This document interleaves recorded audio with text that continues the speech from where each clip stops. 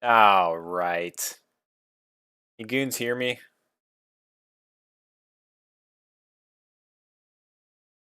All right, Escalade, you say you hear me, so I'm going to trust you this time. I'm going to trust you. Now, the facial hair. Apparently, this is something that changes periodically, but yes. Thanks, NCX. You had me there in the first half. But yeah, no, I did not miraculously regrow a mustache or grow out my sideburns. I have to reset it, and then we can play the game. What facial hair does Man Shark have today? Yeah, my kids go nuts about it. That's for sure. Hey, check it out though. We've got some more StarCraft coming in hot. We're doing some more Tier 1. There's been a lot of I don't know how to put it nicely, but like a lot of bitching and moaning and complaining and whining that there's not enough Tier 1 matches being streamed. And so we're going to be doing some of those today. And we have Zero Effort Zealot Rush, best team, up against the big Naturals. They have a really big personality on that team. And so we're going to get to see these two teams clash. Up first, we're going to have Anto versus Gabagoon. It's going to be a wonderful ZVT. Can't get more classic than that. And then we're going to have Jaysair playing Protoss up against Chimera playing Terran. And then we've got Lise playing Protoss against Refrigerator playing Terran. And then we've got Mutiler versus Sklur. These are going to be banger games. I recognize pretty much almost every name on this list, and I'm really, really excited to get them going. So I think I've done a decent job of at least preparing by having StarCraft up and running this time. So we've got that going for us. I just need to find the replays real quick, and we will get this show on the road. Yeah, okay, so I found the replays. Excellent. Let's go ahead and do our anthem, because it wouldn't be a cast with me without our CPL anthem. And then we'll jump straight into Anto and Gabagoon. I'll do the scorecard and all that crap while we're watching people mine for the first 3 minutes. But everyone, show some respect to the CPL organization, the best foreigner coach people league that exists. And let's listen to the anthem.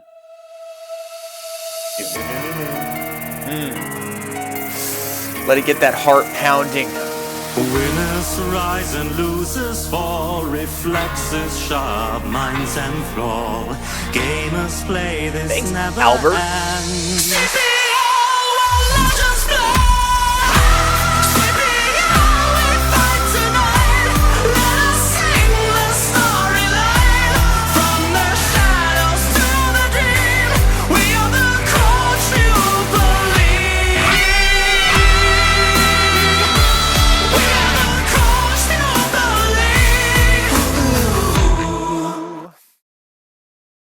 Let's get into some freaking games. All right, game one, Gabagoon versus Anto. We're going to be starting off on Polestar.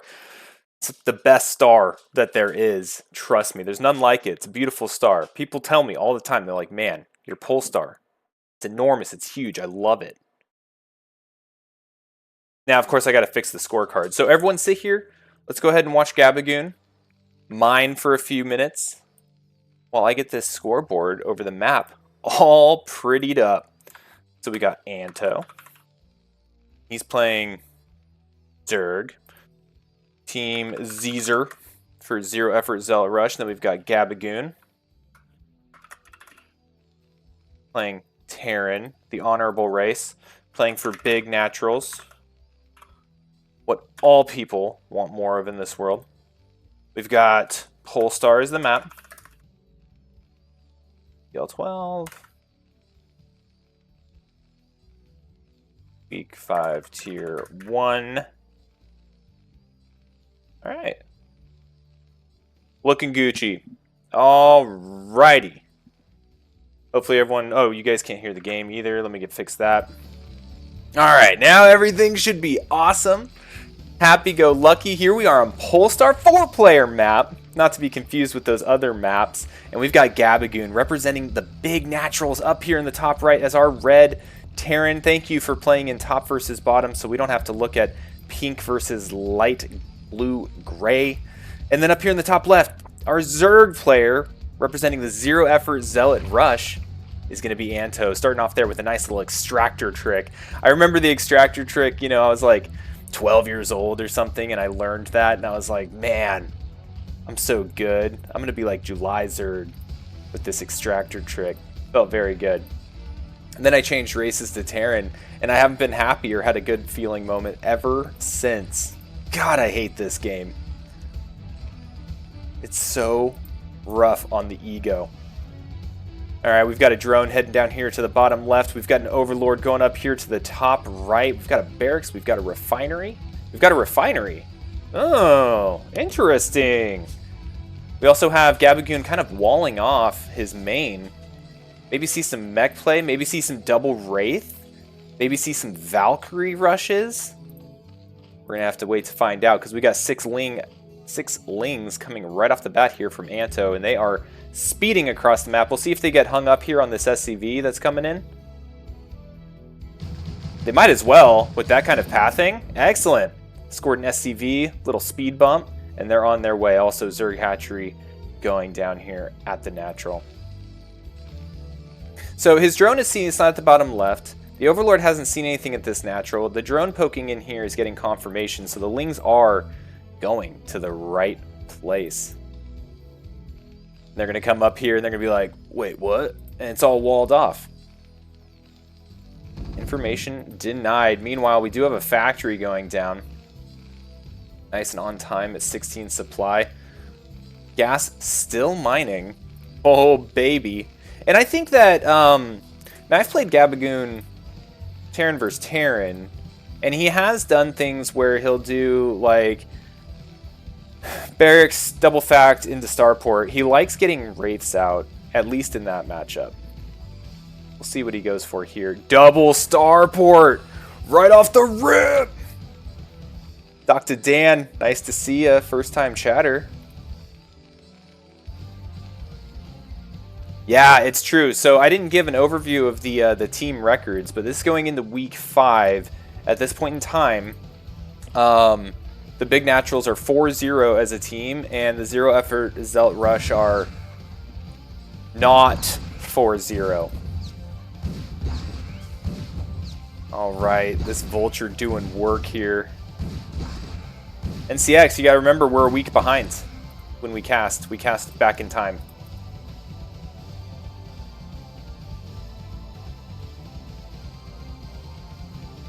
All right, we got another hatchery going on up here in the main. We've got a lair starting here for our Zerg hero.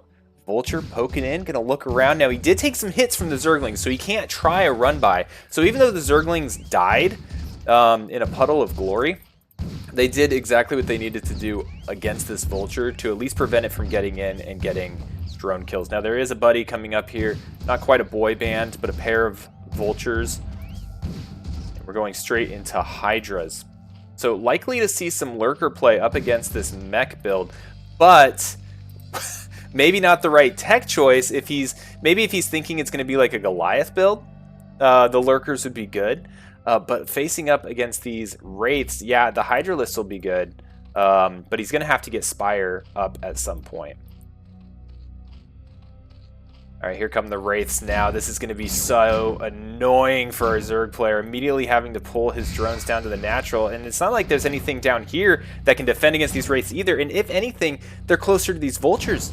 I don't know what the range is on this Sunken, but if the Vultures can get up behind here, might be able to knock out some more of these drones. Now, Hydralisks are popping. Gabagoon trying to be careful with these Wraiths, getting an Overlord while he's at it. And this is just so annoying for Anto, right? He's got one gas up. That's going to get the drones on there potentially sniped. And he's having to wiggle around with these little snake dudes to spit up as his only anti-air. Not to mention, he's a little supply blocked, having to wait on this Overlord. The overall super strong start. Hydra's getting a lot of damage, killing one Wraith. Knocking another one down very low. Yeah, we're going to see if he can snipe a second Overlord. That would be really inconvenient for our Zerg player. He keeps kind of circling back in here, catching a drone. Oh, man. All right, now as Hydralisks come up, it looks like our Zerg player is going to potentially stabilize, but the Wraith production is starting to get a little out of control. We have a dropship on the way, an additional Wraith, and I haven't seen Cloak yet, but Cloak I don't think would be overly helpful since, you know, there's Overlords everywhere. All right, so we do have the Spire. being morphed in over here in the main base behind the mineral line. But I fear for a vulture drop. Oh, it looks like we might be doing Marines. Few Marines getting loaded up into the dropship. Now, Gabagoon's still on one base. So, I mean, like, the drone's sitting at 20. There's been a lot of drone damage. Oh, man, another Overlord going down. Putting the supply at 27 to 19 for our Zerg player. And this is a nightmare. 2-port Wraith is super annoying.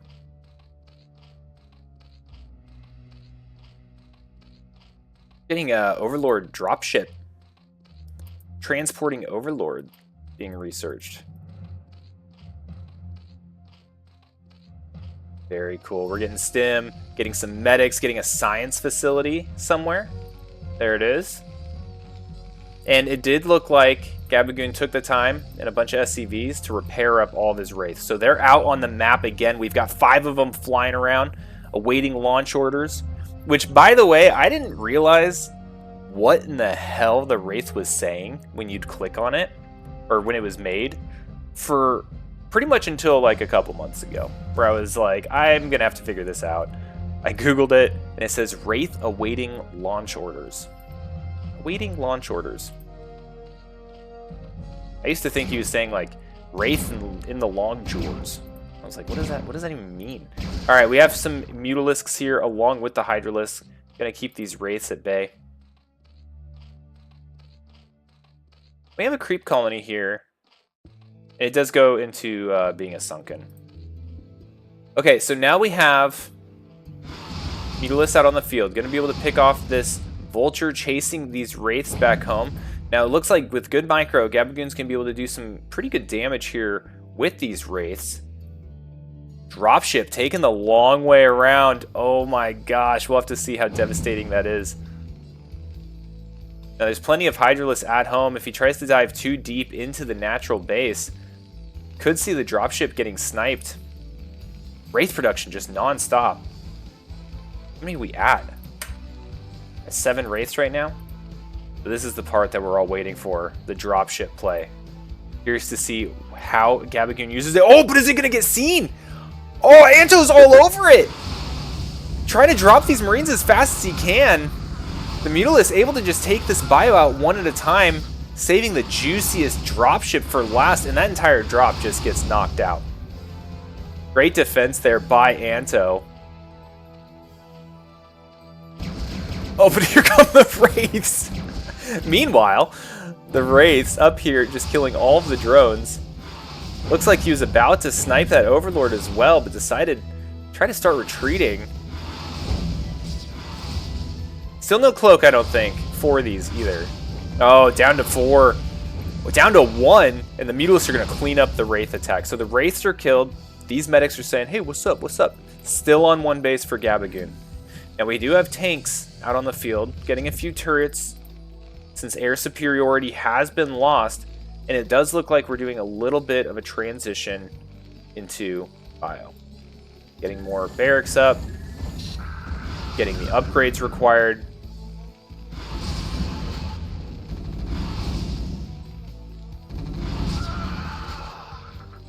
And these stim Marines without medic support going down pretty quickly to these Mutalisks. And Anto looks like he's been able to basically turn this game on its head. At first, Gabagoon was looking extremely strong, but now I would say Anto is definitely in the lead. Now, Gabagoon building a CC to try to expand out, but he doesn't have the force to be able to really break out of his base at the moment. Look at these medics coming back all the way from the 9 o'clock. Nice little push here. The medics can't quite get into the base because of this sweet wall. So they'll just check out the front, make sure there's nothing else coming. But there is more mutas going to be added to the pack here, sitting at 9 Mutalisks flying around, sharking the front of this base. Bunker gets knocked out so that Gabagoon can finally push a little bit. Now waiting on energy for an irradiate. And I'm going to assume it's researched. I don't remember seeing it up in the tab. Yo, Juan Jose, hoda hoda! Welcome. Watching some CPL action. Alright, now Zerg has expanded down to the bottom left. Does have lurkers, more morphing, more hydralisks, just more of everything. Queen's Nest being thrown down, about to get into Hive Tech. We're sitting at 11 Mutalisks. Sitting over here, likely to fly in when these lurkers start poking. Now all the scans, you can hear all the scans in the background are being expended. Now we have the Science Vessel, but with 11 Mutalisks, that's going to be able to get knocked out really quickly. And these lurkers are going to be able to jump in, and we're going to have to wait for more scans to become available. Oh, really unfortunate for that SCV. Didn't stand a chance. 3 more lurkers coming across the field. Overlords going somewhere. Now remember, these are dropper lords. So, if you can get all the attention here to the front, pick up some of these lurkers and just hop them into the base on top of this production, might be a really cool play. Right now, this empty bunker about to get knocked out before anything can get inside it. Tank gets sniped. This is looking really bad for our friend Gabagoon.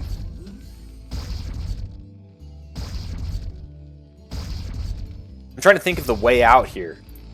And really the biggest thing that he can do is be as economic as possible with these irradiates. Oh, but here comes Scourge into the mix. And just barely getting knocked out. I think one of them did connect, though. Okay, another irradiate. And here comes the Zerg Flood. The lurkers closing the distance to this ramp. You can hear the screams of the Marines. And there's the GG. Anto taking game number 1 with style. Oh man, Gabagoon though, with that 2-port Wraith, that is scary to face. Especially when it looked like, and again, I don't know anything about anything, but it kind of looked like it wasn't entirely expected. You know, I think the indications were there that it was going to be mech, obviously, with like the vultures poking around, but I don't think Anto was entirely prepared for the Wraith play. So let's go ahead and go into game numero dos. This one's going to be a knockout.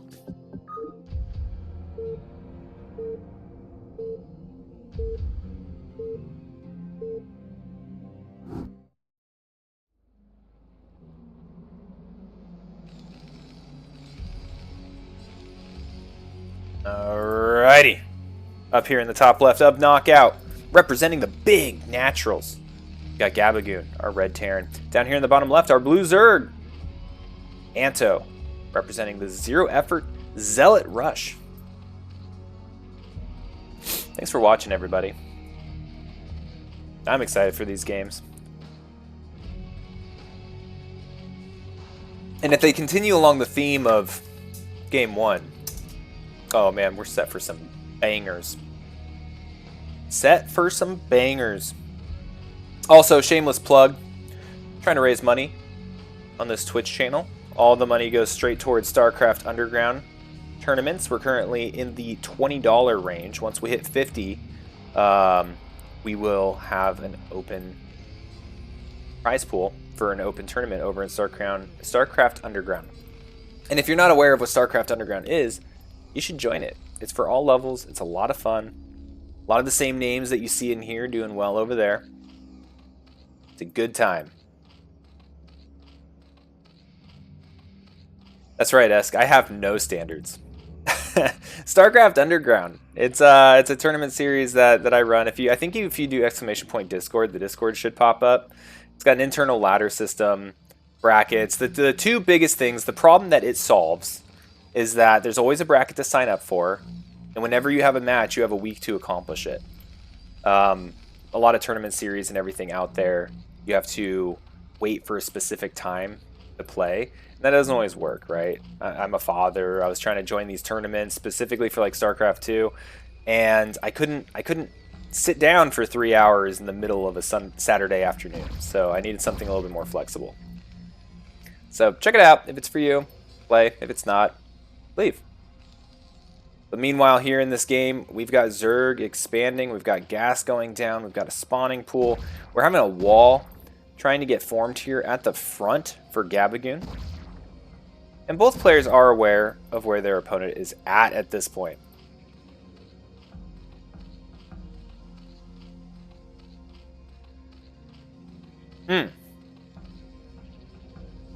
StarCraft. It's yummy, yummy.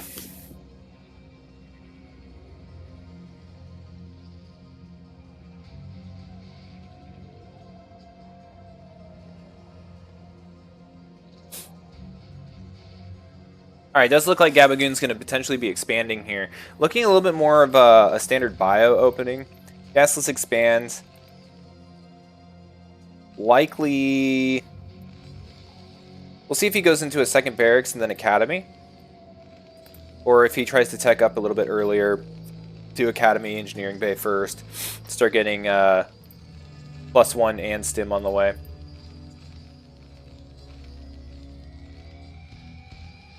Alright, so there's the second barracks. Meanwhile, for Zerg, we have Lings that are about to start chasing down this SCV, and we are going into lair. So, need to deny this SCV any more scouting information for when this lair finishes. We also saw Anto wanting to go into Hydralisk earlier last game, so we might see some more of that. We have an initial creep colony going down. And I think that was based off of this Overlord spotting these Marines moving out.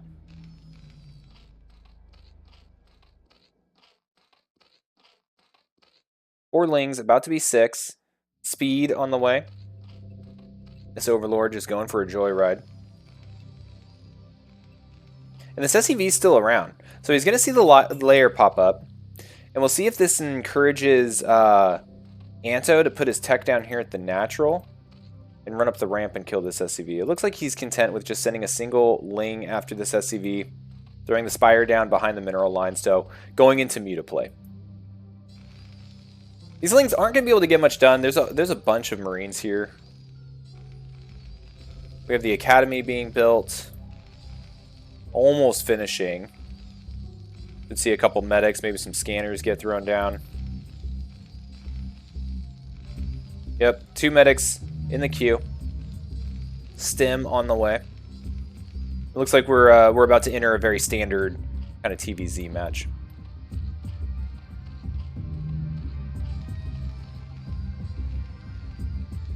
One medic. Fire bat. Ooh, those Lings almost being able to jump on and snipe that medic would have been cool.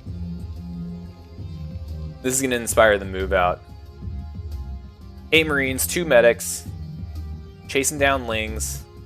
Tail as old as time. Firebat staying home to defend against any backstabs.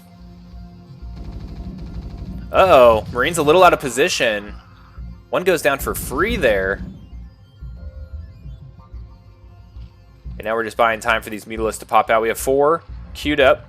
We've got range being researched. eBay going down. Start getting that +1. And we have a 3rd barracks also on the way for our Terran player. Now, not a ton back at home. But that's okay. These Lings shouldn't really be able to get past this Firebat and this choke. Just getting 1 Marine. Now there's 2 Sunkens here. Leading with the medics is really cool. They take the initial hits. Stim going off. Going to be able to clean up at least one of these Sunkens. Might get the second, but the Lings and the Mutalisks also showing up to play. Going to make quick work of this Bioforce. So the army has essentially been reset, and 1 Sunken was the payoff. Alright, not a whole lot of bio back at home. The eBay just now finished up. Yep, +1 starting and getting some turrets scattered around. We've got 2 here in the natural. 1 up here in the main. And here come the Mutas. Let's see how this defense goes. A 3rd going down here at the natural if it can get completed. A few Marines showing up. Good, timely repair. It's so frustrating to try to repair turrets against Mutalisk harass. It's like SCVs just forget that they're supposed to do what they're told. It's like, hey, repair this, and they're just like, what? Minerals? Smoke break? And then like the turret dies, and then they all show up. They're like, all right, we're here. What'd you want us to do? Not sure what these 2 homies are doing. Oh, they were looking for this. They were ready for this. Perfect. That's going to delay the expansion to the bottom right for the time being. 3rd hatchery in the main. And it looks like Anto's going to try to expand again, this time escorting it with a whole bunch of mutas. Comes down here, he's like, okay, you're safe, little drone. Go ahead and start. Then Twiddledee and Tweedledum are going to come over here and they're going to be like, ha, psych.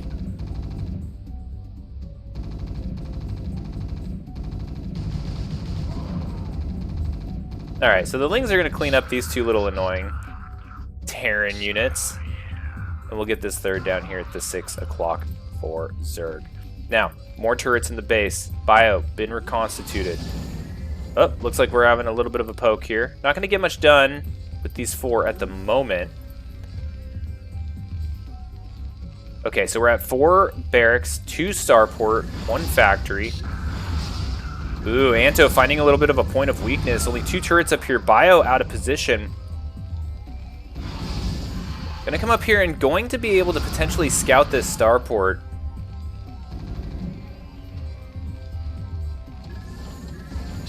But a lot of turrets, and the Mutalisks are a little banged up. If we look down here, we have more Hydralisks under production. We've got a Queen's Nest on the way.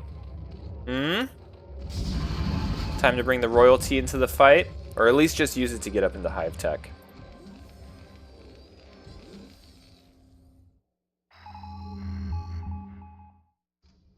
Now, we had a scan. Looks like... Oh, I'm looking at the wrong person. Alright, looks like he scanned the natural. He's going to see these lurker eggs. Now, none of us see anything. There we go.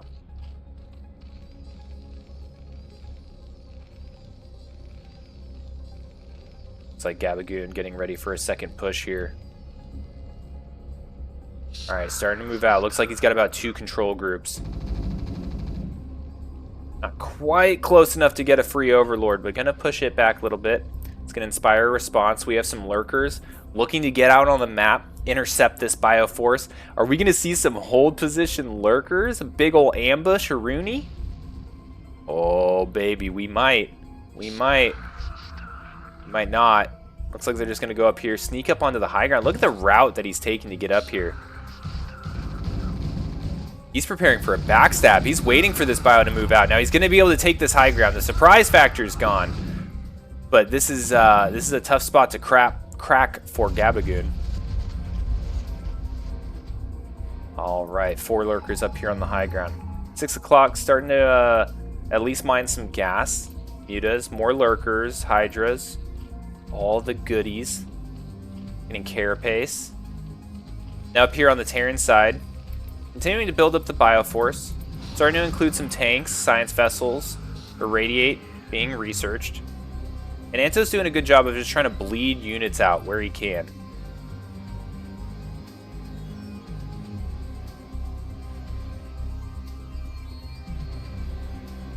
Now this is tough to move out with.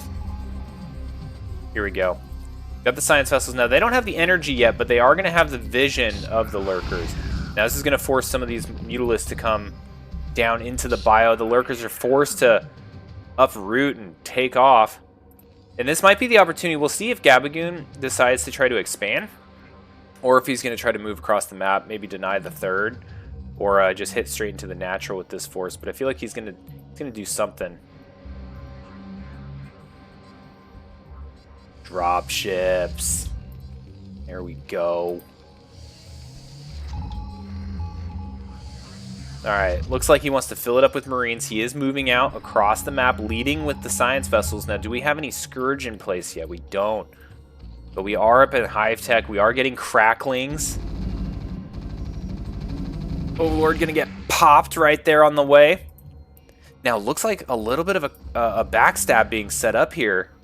But is there enough at home to defend? Oh, there's a ton here. There's a ton of stuff at home. And there's only 1 tank. 2 tanks. So we'll have to see how this goes. Nice lurker positioning there. Going to slow down this force from just running onto the bridge. As he sees the science vessels approach, gets up here on the high ground. Looks like he's not entirely sure what to do with this portion of his army. Looks like he might be trying to flank once the siege is initiated. And here we go, big engagement. The lurkers are all burrowing. Here we go, big shots on these tanks. Takes 1 out in a volley. The other one's almost dead. Might get sniped here, it does. Big irradiate on the Mutalist though. But Anto, quick to separate it. Brings it right back to the group. Uh-oh. Irradiated Mutalisk doing way more damage than we want to see. And oh no, that was pretty devastating for the Terran. But we are out of Mutalisks now. Warrior SCV. Just hold still, they won't see me. Ah, crap! It's like Jurassic Park.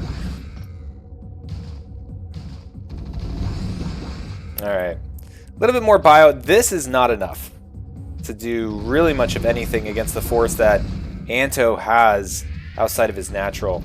Now the Irradiates are good. Nothing here shoots up. We see a Defiler now out on the field. That was just rude.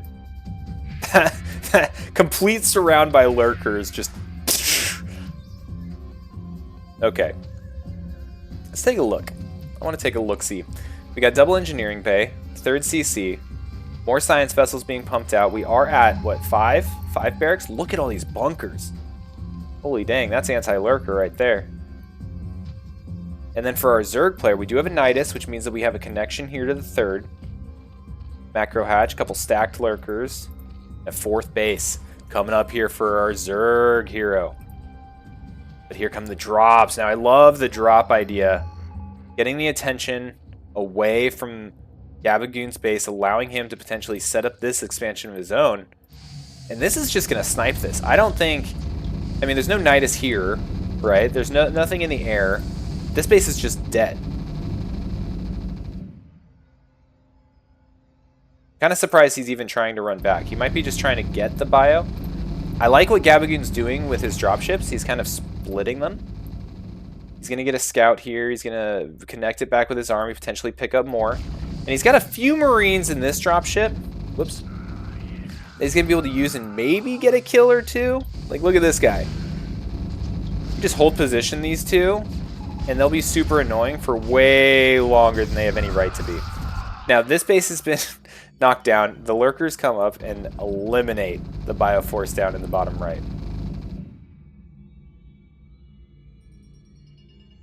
See, this is what I was talking about. Look at this guy. Just chilling. Now, this is a sunken, so he doesn't have long to live. But he's denying any mining from the right side of that base. What a Gosu gamer. What a huge natural.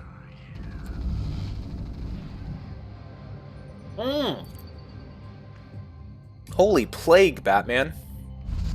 Every single science vessel plagued to oblivion. Now's the time to get a Mutalisk or a couple Hydralisks up here and just pop all these like crazy. I kind of want to keep an eye on them just in case we see that happen. I don't want to miss it. See, here comes the couple Hydralisks. Still getting a lot of damage done with these Irradiates. And the bulk of the Bioforce is over here. Trying to secure this bottom right. Oh, and here they come. The Hydralisks just pop, pop, pop, pop, pop. Oh, that's so painful. So painful for Terran. Alright, now the 3rd base, add a little bit of risk here. We do have a Defiler. Okay, with a Defiler and 3 burrowed lurkers, honestly, this is just going to survive forever. He just needs to be able to feed it with lings to keep Dark Swarm active.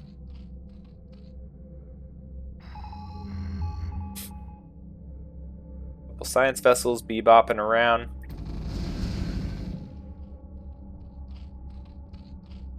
Oh, big Irradiate there on the Defiler. And yeah, I don't think this base is under too much threat at the moment. The Bioforce is actually running back after having seen this entire monstrosity moving north.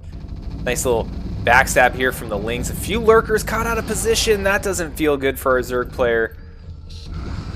But these Lings getting on top of these tanks, kind of just making everything messy, and that's going to give the opportunity for Anto to envelop this base with lurkers, Lings, Hydralisks. Oh, but he doesn't want to stop there. Moving up forward. Now, do these bunkers... Only one of these bunkers has something in it. And with Dark Swarm in the mix, this is incredibly annoying. Now, Gabagoon, I think, feels comfortable he can knock this out. He has a couple of contingents of his force still out on the map. Ooh, another science vessel dying. And I'm not sure if Zerg is aware of this base. What do we have under here? We've got 3 lurkers, 4 hydralisks.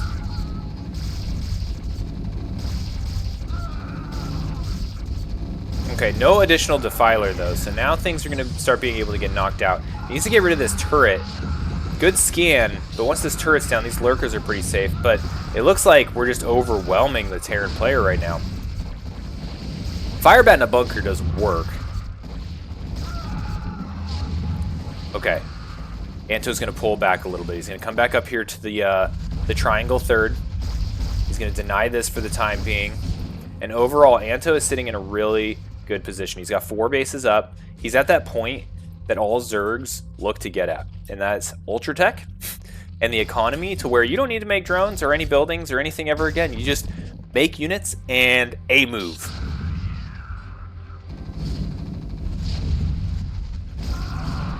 Couple Dark Swarms here, gonna just shred this bio. We're seeing a little bit more Firebats in the mix, which is gonna help with the Dark Swarm. But really it comes down to these Science Vessels. I think earlier when we saw like 5 Science Vessels get popped by all those Hydralisks, those would have played a huge part in this battle. Now it does look like Zerg did identify this 12 o'clock position. Wings are gonna force that to lift. These Marines actually doing a pretty good job just chilling here.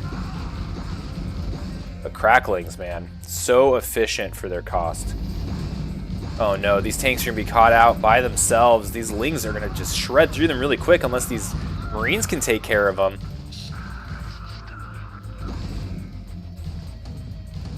Alright, playing a little bit of Ring Around the Rosie. The tanks are okay. Comsat burns down. Whew. Mined out at the natural. Still has some minerals up here in the main. The Gabagoon gonna need to get some damage or get some money here real soon. Zerg's still at that point where they can just, every larva, turn it into something. And the trades will be efficient. Continuing to use Dark Swarm, cover the advance of all these lurkers. Ooh, big lurker burrow. Couple more plagued Science Vessels. Easy pickings for these Hydralisks. Right now, it looks like our Zerg player might be coming out ahead. Might be getting that 2-0 here with this push. Tank goes down, lurker in front of the bridge. It's a bad day for everyone. Now this tank on the high ground needs to pull its weight. But we need Science Vessels. We need Science Vessels to get rid of these Defilers.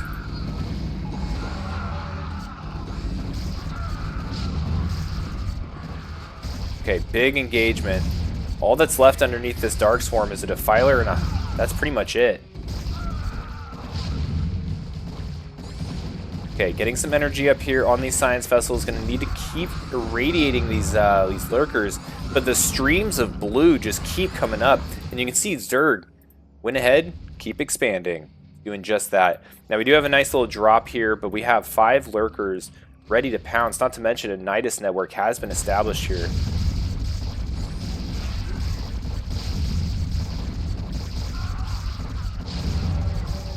And this is looking a little messy right now. Looking a little rough for our Terran player. Now, the mineral line here does look like it was shredded by this drop. Ling's not quite enough to clean it up. But Gabagoon sees the writing on the wall, throws in the towel. And that's going to be a 2-0 victory for our boy, Anto. GG's. Great games by both players.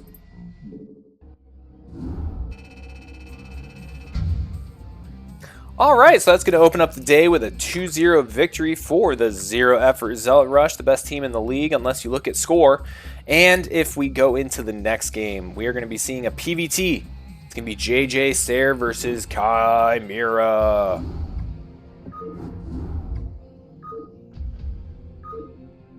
Game 1's going to be on Polestar.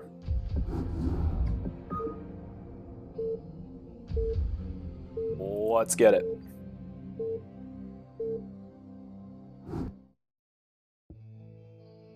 Darn it. All right.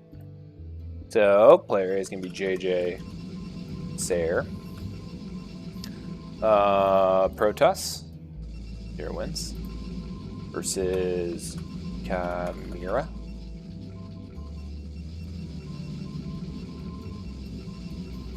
Alright, cool. Cool. Polestar.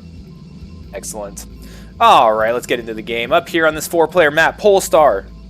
The best of stars. Up here in the top right, representing the Zero Effort Zealot Rush, we have JJ Sayer playing Protoss, everyone's least liked race.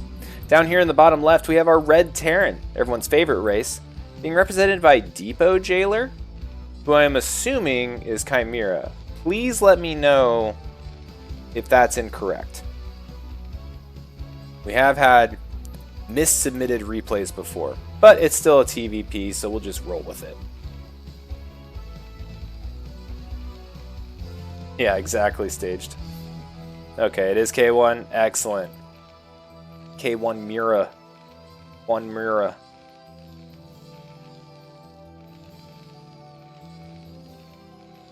Yep, supply depot. In the nice little Sim City spot, slap a barracks right there. Tell you what, it's beautiful. Purdy. Meanwhile, over here on Protoss, we have a gateway.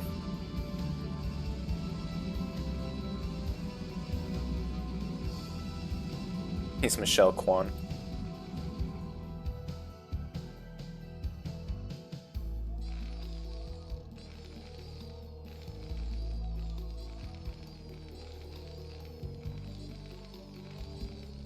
Alright, we have a nice little cheeky probe scout going down here to the bottom right. Not going to see jack all. Going to head on over here to the bottom left.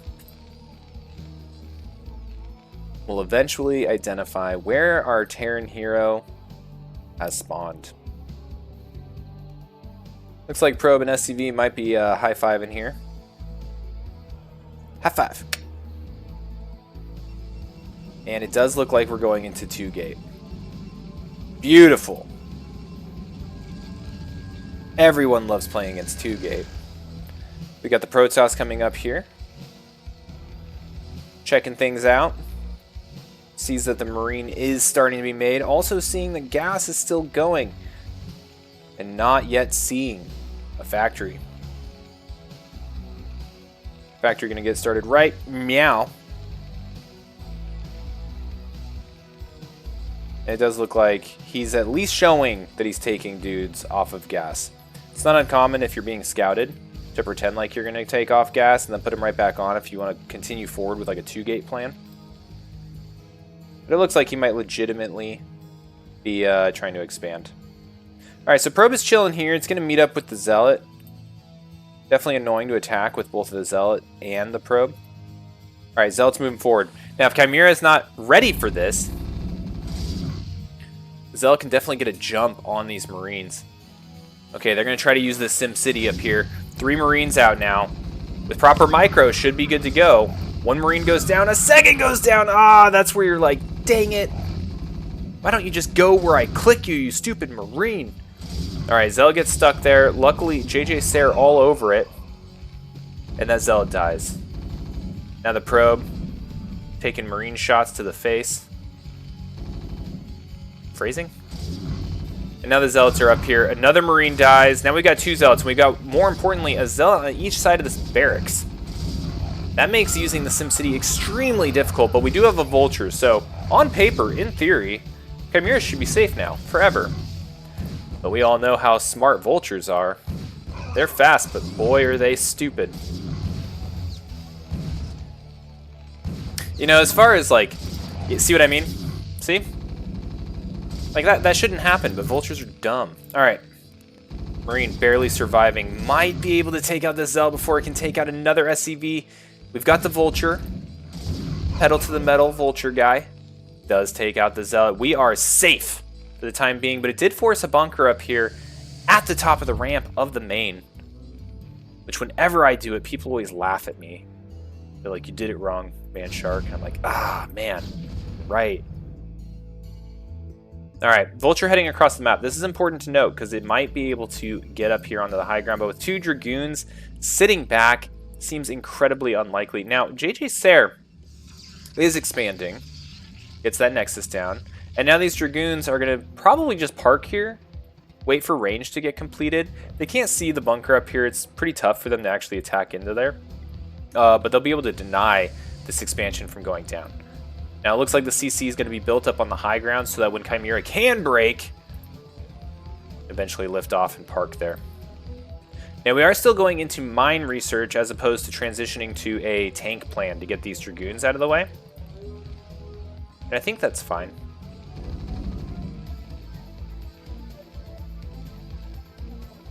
Second factory being constructed. We've got at least 2 on gas, but it doesn't look like he's put a third. Yeah, Chimera's sitting with 2 on gas at the moment. eBay going up. And we'll see if that's super necessary. It's always safe and needed, just in case like a DT runs in or a Reaver drop or something.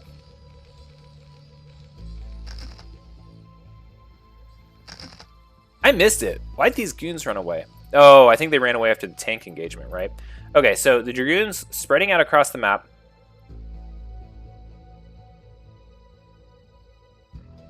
One mine left on this guy. We'll see where he ends up putting it.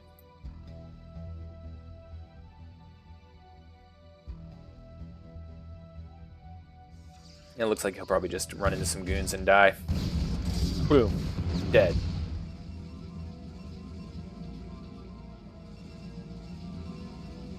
Okay, Cybernetics Core. Okay, so does look like we're getting Robo Facility. We're getting Templar Tech. Might see some DT drops. Cool. Because we got DTs forming. Warping into these gateways. Now, we were talking about that eBay earlier. It's definitely a necessity. And we do have a turret going here at the front. Turret there. Turret there. No turrets here. How do I turn off the minimap? Is there a turret back here? No. So we have zoning turrets, but no turrets that really cover the mineral line. So we'll see if that comes into play. Maybe, maybe not. A couple DTs. It does look like they're running over here to the Robo facility, and that's because that's where the shuttle's gonna be. Oh, baby. See how successful this can be. DTs are just such a cool unit.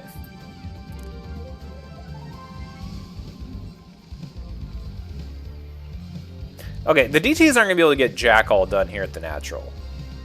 And I'm not sure if this shuttle can actually thread, like, into this base without, like, the all-knowing eye that we have. Getting a third barracks. We have 2 machine shops. Getting an armory, getting an academy. The academy is going to be helpful. Got some mines being placed at the main bases. All's looking good in the world. It's going to come down to what can these DTs get done.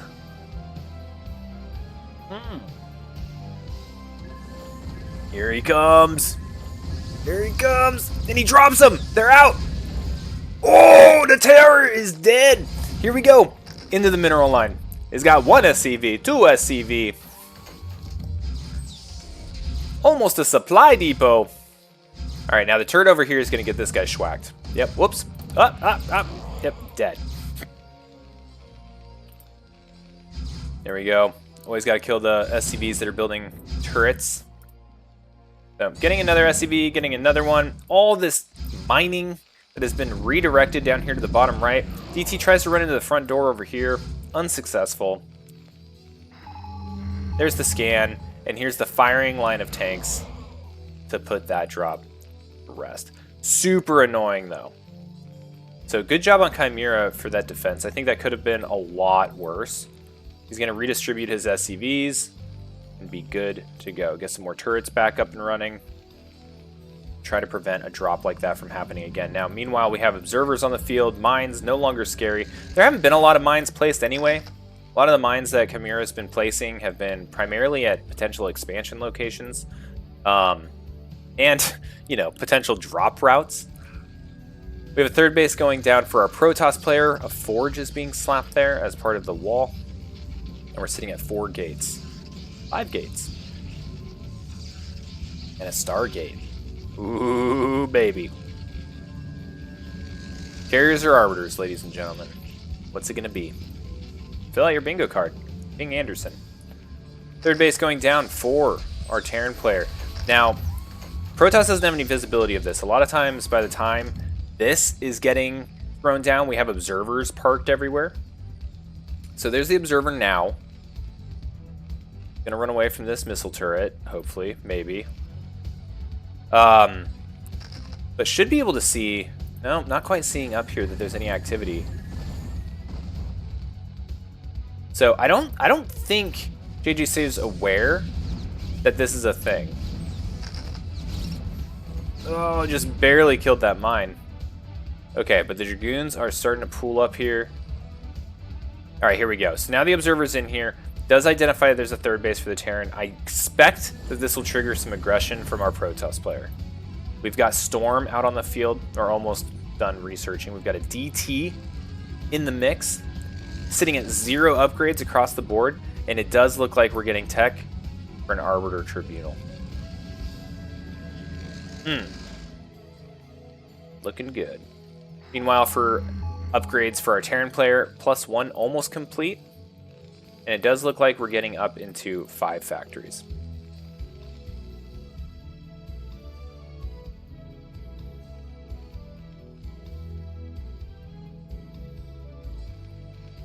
Alright, so this third base is starting to get established. Khmer doing a good job of trying to wall it off.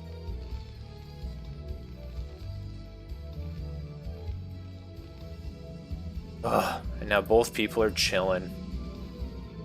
Ooh, here we go. Storm drop. That's exciting.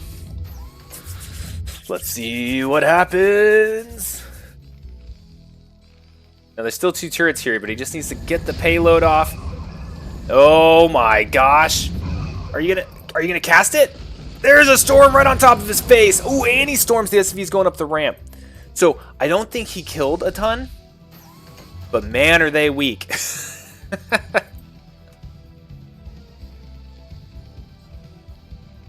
I think unless an SCV literally sits under the storm for the whole time, they don't die. Gotta hit him with 2. Did a ton of damage.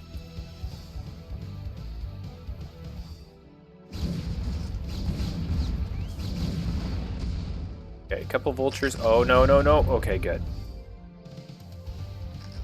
Dragoons are like mine magnets. I'm here for it. Ooh, another drop. This time, look at the composition of this drop. We've got 2 High Templar, a Zealot for mine clearing, obviously, and a Dark Templar. Meanwhile, we've got a buttload of tanks. More turrets going down here at the 3rd. And it does look like Protoss is getting ready to take a 4th. All right, here we go. Here comes the push. We can open up with a storm? Never mind. JG Sayer was like, that's a lot of tanks. Maybe not. Oh man, I know I'm going to click away and then this whole thing's going to go running in there.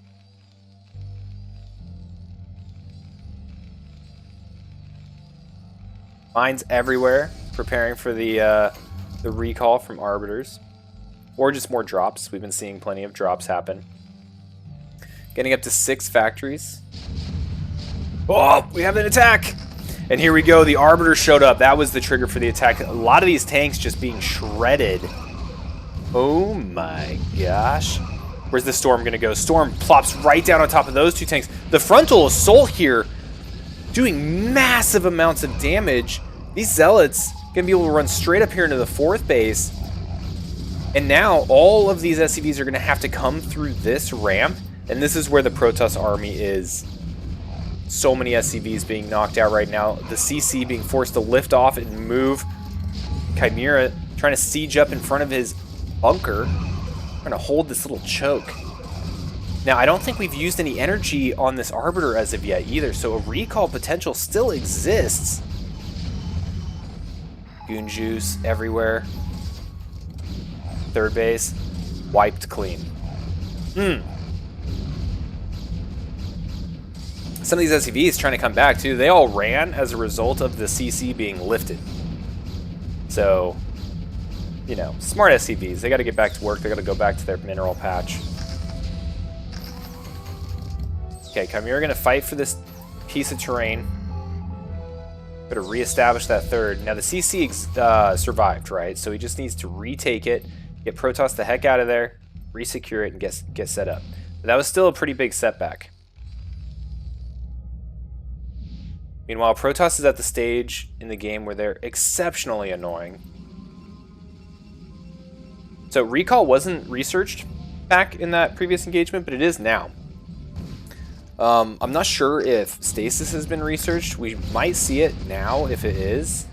I see a good stasis right there. Ooh, nice stasis. Taking 3 tanks out of the fight. Now a couple Goliaths coming in here, gonna knock out that one Arbiter. Ooh, and a Storm on the other one. JJ Sayre being surgical with his spell casting.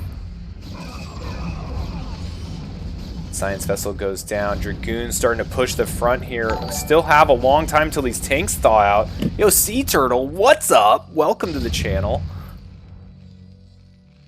Okay, now Protoss just needs to camp on these tanks until they thaw out. Yeah, I'm hungry for some Sea Turtle. Okay.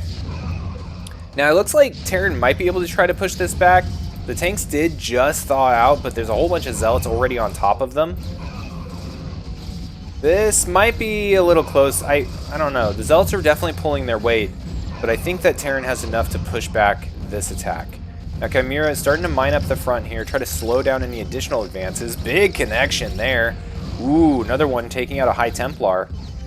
And I think Terran's gonna be okay for the time being. Gonna be able to clean out all of this nonsense, but still hasn't taken back their third. Like, this is all Terran's thinking about right now, is like, I need money. I need to get back up into that third base.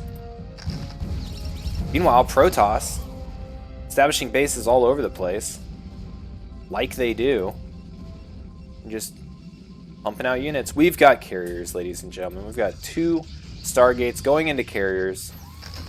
We've got interceptor upgrades, air weapons being upgraded, another Stargate being built. Now's the time to get some damage done as Terran, which is tough because the army has just been kept so low from the persistent Protoss attack. Protoss has been doing really well about expanding and teching while being efficient with their trades. And right now, Terran is at 2-1. This would be a nice time to go hunt down some Protoss bases, but the army size just isn't there at the moment.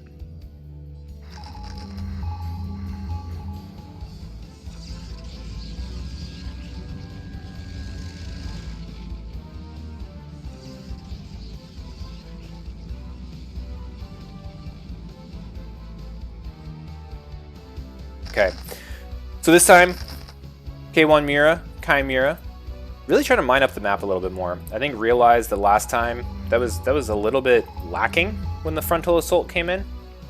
A lot of the mines were being expended, taking care of the main, trying to make drops less likely or at least less damaging. And currently at 7 factories for our Terran player. Okay, big move out. Being identified around mid-map is helpful. Vulture's gonna be able to try to slow this down. We're gonna be able to hopefully get into a decent siege position.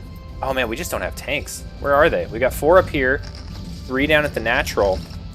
Vultures alone can't fight this.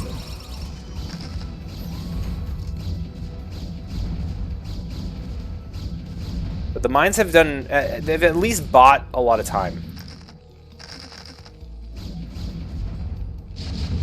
Okay, now getting within tank range, we have Goon Juice on the floor. Okay, starting to build up for a big push. Now we've got 4 High Templars in this dropship. If we can snipe that dropship, Terran would be feeling so good. More ice cubes. Nice D-Matrix. Okay, unfortunately, these High Templar, they're not actually getting a whole lot done. Okay, we do finally see some storms. But they were getting knocked out as they were coming out of the dropship. Bunker gonna be able to knock this one out, but we do get some storms on those SCVs. Remember when they were so weakened from the storms before? Holy crap! That allowed that storm to just melt them. Bunch of 2 HP SCVs don't stand a chance. Okay, tanks repositioning up here from the 3rd.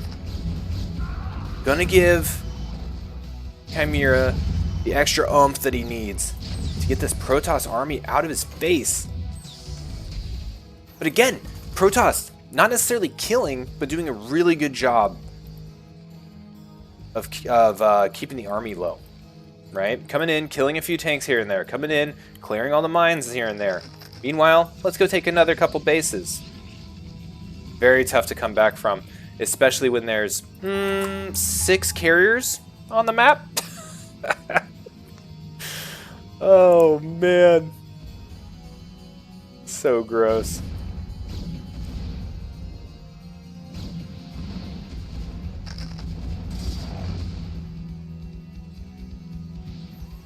I love Arbiter carrier mixes. You know, there's just something about invisible carriers that just feels fair.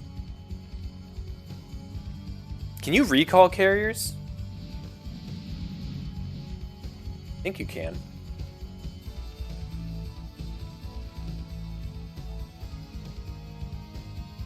You can recall anything. Oh my gosh, this vulture is driving underneath this. It's just like, ah, shit. That's at least what I think whenever I see carriers hit the map. Yeah, actually, that's usually what I do. It's usually one of two things. Either immediately say GG and exit out of the game, or go to all my factories, clear the entire queue, and just fill all of them with Goliaths and pray. All right, JJ Sayer gonna take game 1. GG. If I can freaking work my computer. Ugh. Alright, there we go. Alright, so that's going to give JJ Sayer the first map win in this series. That's going to bring us into game number 2. I think it's going to be on Knockout. Let's go ahead and see what we got going on. Yeah, it's going to be Knockout, TVP. Here we go.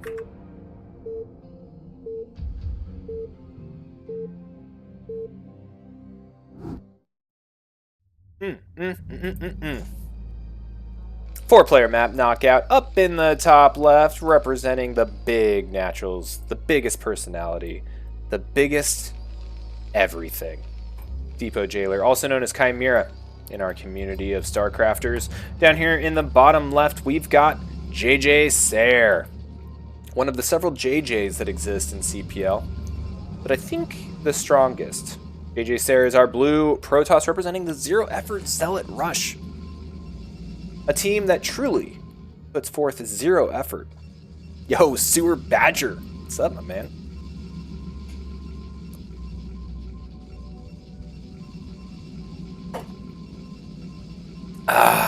Obligatory phone check. Gotta keep up on those socials, you know. Just kidding. I don't have any social media. Boobs versus laziness. Which one is stronger? Oh, man. You know, these are the kinds of questions that we're here to discuss. Which one do you think is a more powerful force? The human breast? Or the human's lack of desire to do anything? Jump into CPL. Tag Anderson with your choice. I highly disagree, Escalade, but you guys can discuss further in the chat right now. We've got a game to discuss. It's very serious. Depot Jailer already has a barracks down, and it's going to be scouted by JJ Sayer's Wandering Probe. The worst kind of probes. Alright. It's going to come up here.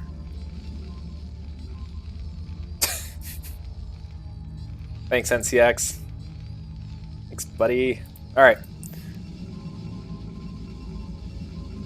This is not the direction I thought this conversation was going to go. Cybernetics Core coming down. Gas being mined. Looking like we're going to be opening into a pretty standard Goon game. No Zealots on the way or anything.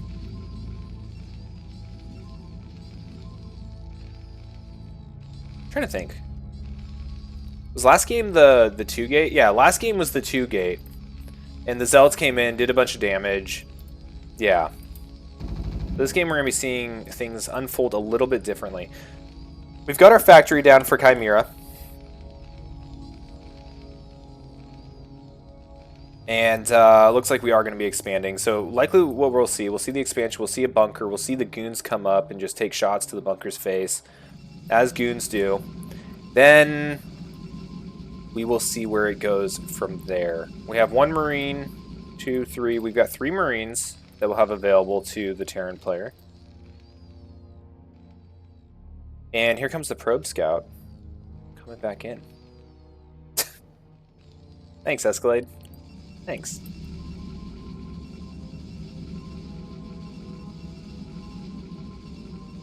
Alright. Goons have hit the field. Still no expansion as of yet. It should be coming down soon. Generally around 24 supply. Oh, we did make an extra Marine. Okay, I think that's why it took a little bit. CC going down at the natural. Should see some guys go back on gas here in a second after depot goes down. Look at this play. It's sharp. It's tight. Tight like a tiger. Nexus. Now, keeping the goon at home, we may see JJ Sayer move out once the 3rd one is out. Send 2, keep 1 at back just in case Vulture tries to backstab. Oh my gosh, this SCV just walks right in. Gonna see the 2nd gate being made. Gonna see the spinning cybernetics core. And now K1 Mira, Chimera, Depot Jailer. That's a pretty strong idea of what kind of game this is going to unfold into for the next few minutes. So bunker's down, we've got 4 Marines in it, and here goes the Vulture. Out and about on the map. Let's take a look at chat and see what you degenerates are talking about. Yeah, Goons Gone Wild. Man Shark Lazy Boobs. Yep, Goons Night Out. Good. We're thinking about Season 13 team names. Tiger is tight. How do you know, Man Shark? Bro, I think we've all opened up a National Geographic at least once in our life. Tigers are tight, dude. Like, super tight. Like, things that are tight. Tigers. Things that aren't tight. Rotas.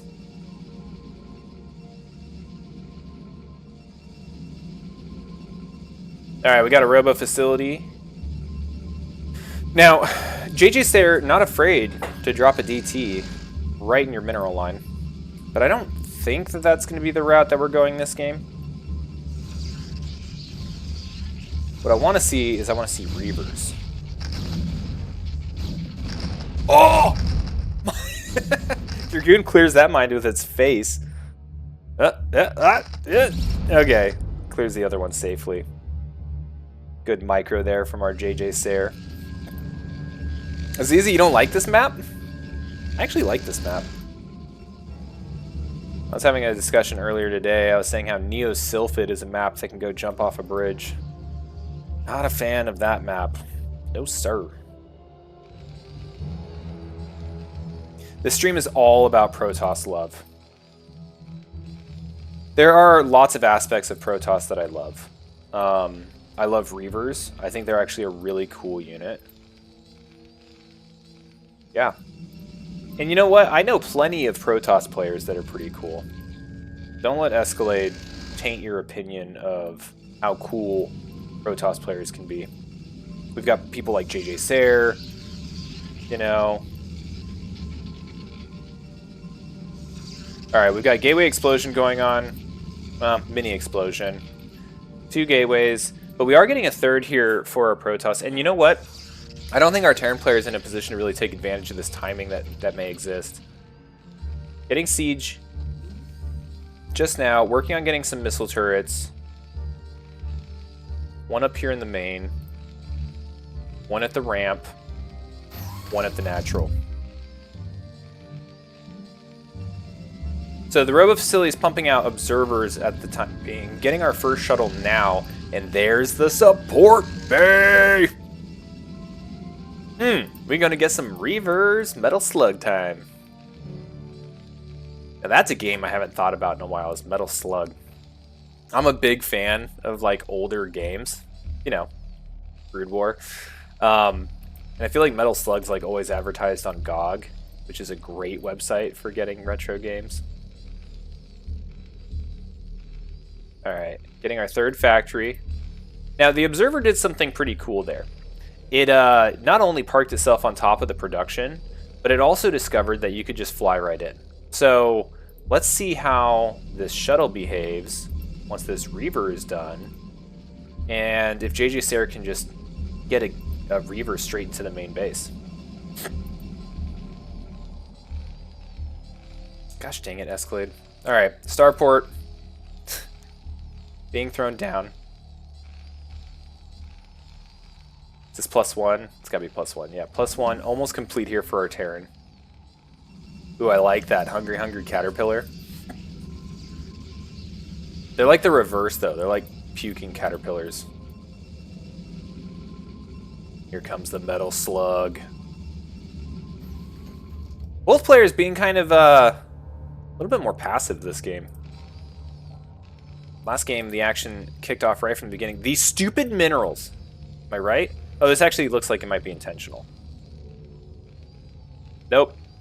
Mineral-induced GPS haywire. Alright, third base being taken. This missile turret going to do a decent job of kind of providing a little bit more zoning right here, which is where the Observer went. Let's check on our shuttle. It's still there. Looks like we might be waiting for... not a second Reaver. No, we're getting a second shuttle.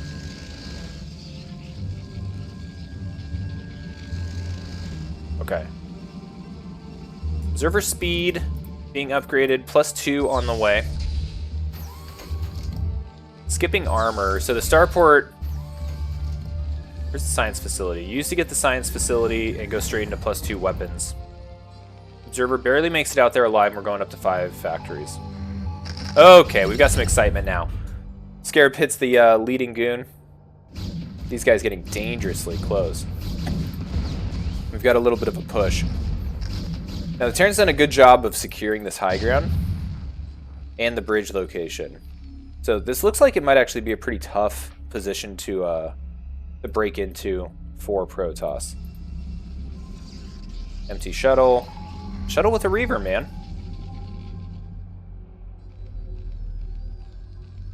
We can only hope for a shuttle Doom drop. Really hates that supply depot. Can't get a scanner up with that supply depot there. Classic. That's one of those things that I think every Terran player has done. Built something in front of their scanner location. The second thing that all Terrans do is they pick up their CC when they're trying to build a scanner. And then all your SCVs just go full stupid and just scatter everywhere like a beehive that was kicked.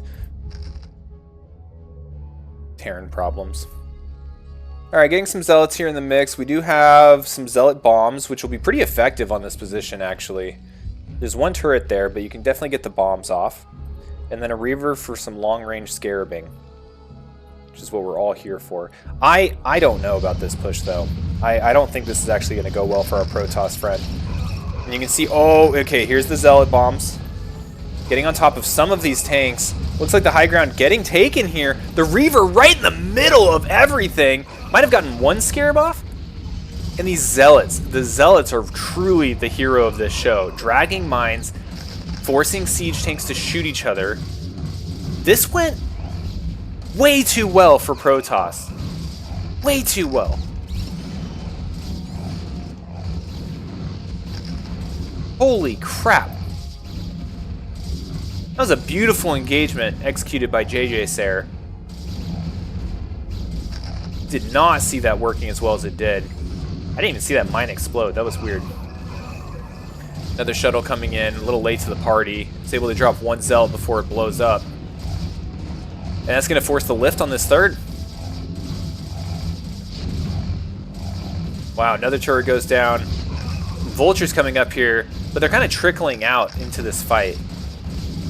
Not able to defend this third base. Might lose this barracks.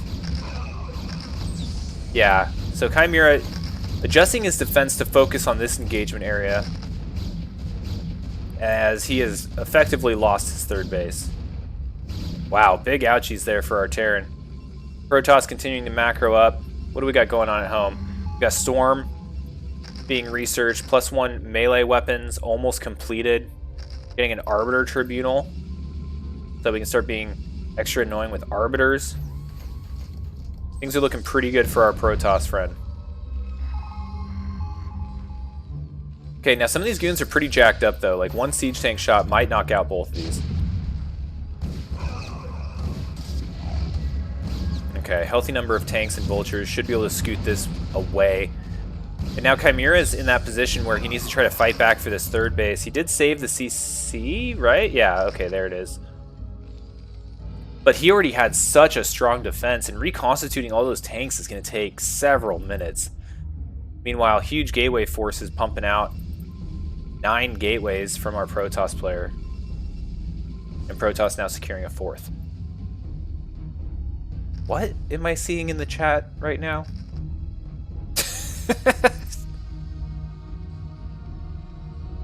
Propeller boobs. You know, one of the reasons I like casting is you get new sentences to the English language every time. That's a sentence I have never read before. Alright, JJ Sarah amassing quite the force here. Now this time, I would say this looks not as good as it did last time, but way more vultures. Way more vultures, way more mines. That should help against the Zealot effectiveness. The Zealot's now with +1 melee. EMP being researched. Arbiter on the way. Okay, so last game, we saw JJ Sarah kind of amassing, but he didn't push until the Arbiter showed up. So we might see him poke. Okay, I guess he's just going to commit. Alright, sending the Zealots up top, sending the Dragoons down low. The Zealots just ate a shit ton of mines. Holy cow. See, the Zealots definitely folding to this these vulture numbers a lot more this time. This was not an effective trade for our Protoss player. Terran held that beautifully. And Protoss is going to have to head back. I think maybe waiting for that Arbiter might have been the play.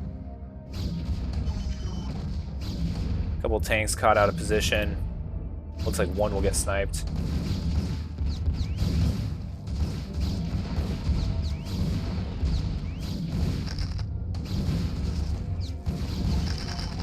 Okay, yeah. Scoot's having a tough time. And that really set JJ Sarah's army back. We'll see if Chimera just unsieges and goes for a counter push. But it doesn't... Up! Here we go. Is that supposed to be a shark fin Escalade? Or is that supposed to be your depiction of a propeller boob? Por qué no los dos, right? Okay, so we've got vultures, tanks. This looks like it can be pretty hairy. But we do have an Arbiter in play now. Plenty of scans, and the Arbiter isn't juiced up yet.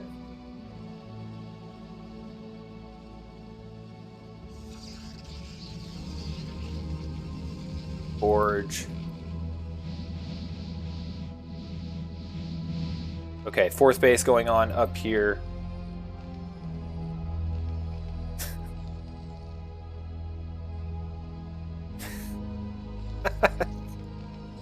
Hammerhead memories. Thank you, Dazzle. Also, good to see you, Dazzle.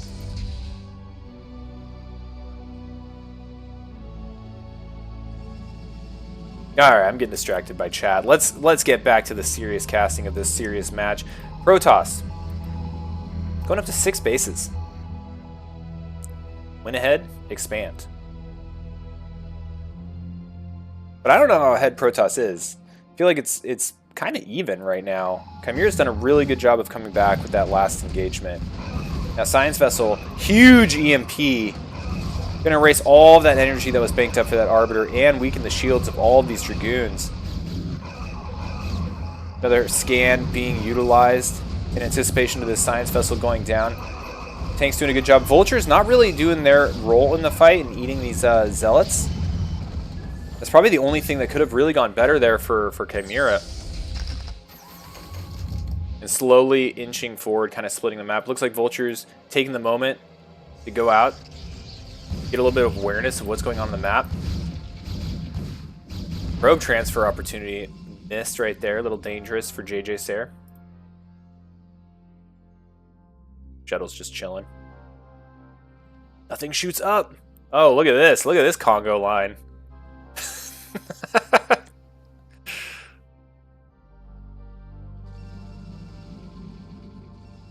Alright, Protoss doesn't have anything for an army. Hey, we're super serious here, Dazzle. Take that back. Ooh.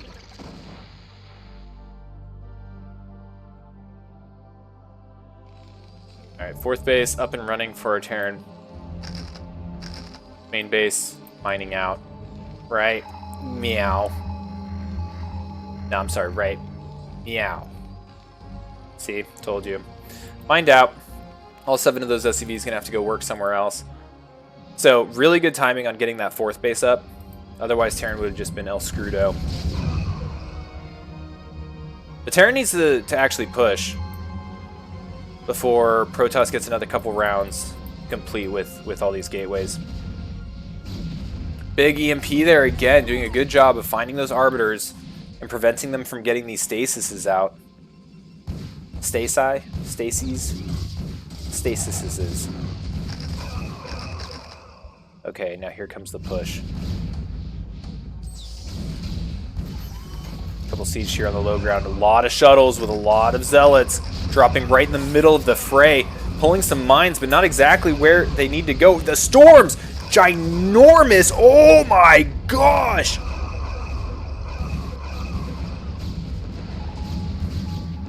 That was bonkers!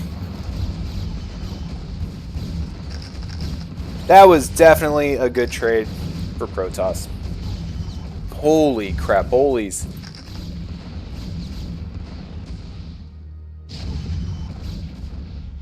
Gonna clean up the last little bits here, and again, Terran is now in a position of having to build tanks just a few at a time. Looks like we've got, looks like we had 3, okay, yeah, 3 machine shops. How many factories we want? 3, 6, 9, 10 factories. Gotta be careful about these rallies, though. Now, taking a 5th base up here in the main, Terran needs to keep that money rolling. As Mom always said, dollar bills, y'all.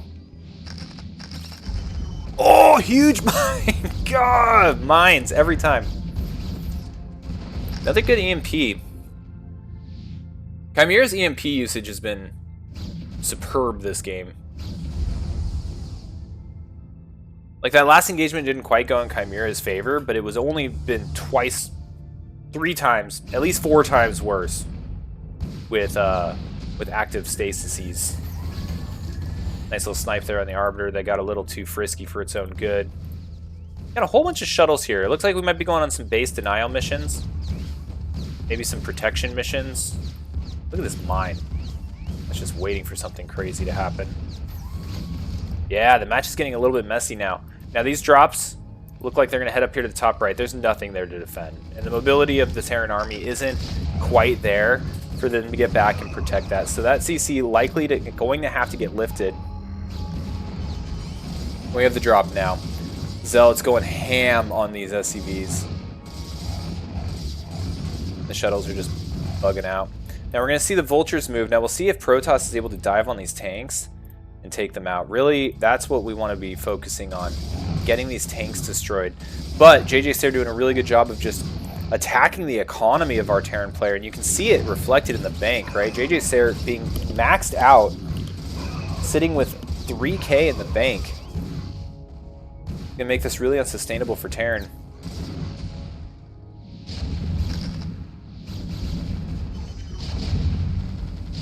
Alright, some goons getting schwacked by the siege line. Slowly clearing out the mines here, though. Secondary force coming in. This is what I was worried about for Terran, taking all those vultures and sending them up to the top right. Is now some zealots thrown into the mix here once they get on top of these tanks. Gonna spell out a bad day for a Terran here in the middle. The vultures coming down to help out, but it might be a little too late. Ooh, these shuttles, not quite paying attention to them. Yo, this match is a banger. Holy crap, these two players are just beating the crap out of each other. More zealot bombs. Look at these mine drags. Not really doing anything. I thought they might. Zealots on top of the tanks, though, just whittling it away. And the bank for Protoss is only growing larger and larger. Now, it looks like we have more gateways over here. Yeah, we got 6 gateways, plus the 9, so 15 gateways at least. Not to mention the Stargates. The production capability of our Protoss is huge. And you can just look at the banks, right? This top right base, effectively denied. CC is yet to re-land. And we're on 2 mining bases for Terran, 1 gas. I guess that's not depleted, right? This gas is probably fine. No, there's still gas in there. But the CC looks like it had been repositioned. Going up here to the 9 o'clock. Yeah, you're right. If mines could kill buildings, that'd be pretty sweet. I'd be in favor of that. But I think to counterbalance that, you'd have to have like Storm do damage to buildings, and I'm not cool with that. Or Plague. Oh my gosh. Do we have a juicy recall target? Oh, we actually don't really have a juicy recall target. Or do we? Let's find out. Oh, there it is, the recall! Meanwhile, most of the army for Terran is spread out between like the middle, the 12 o'clock. Well, there was stuff there. It's being repositioned now. JJ Sayre hitting from every direction at once.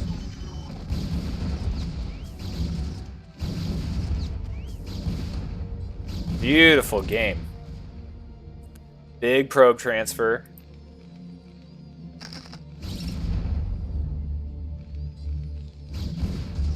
Chimera just can't catch a break.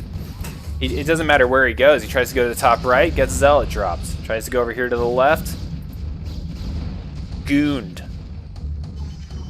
Tries to keep everything out of his base. Recall. Huge storm. Oh my gosh. Now the supplies are starting to get a little bit scary here. Sitting at 107 to 187. And that supply has been just like slowly trickling down for our Terran player. Good D matrix.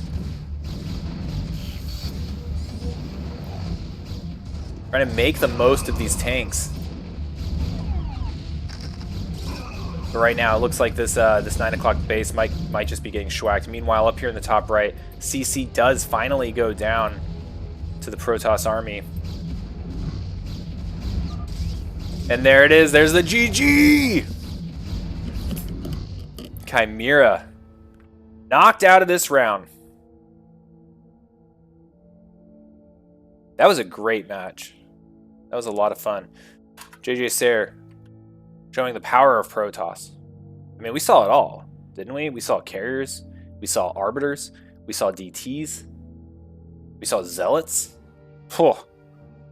Let's go ahead and watch another PVT. Let's watch it in the form of Least versus Refrigerator.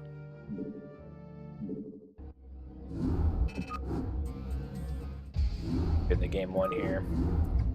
Very shortly. Alright, Least versus Refrigerator. Game 1. Polestar. Let's get after it.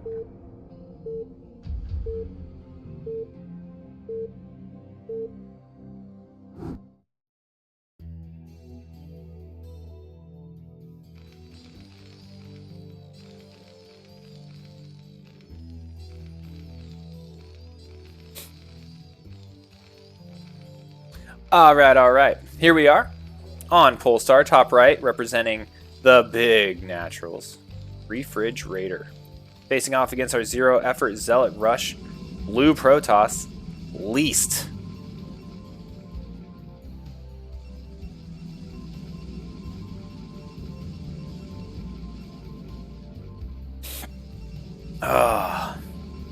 Hoping for some cheese. You know, I'm a little hungry. We go for some cheese. Cross spawn positioning.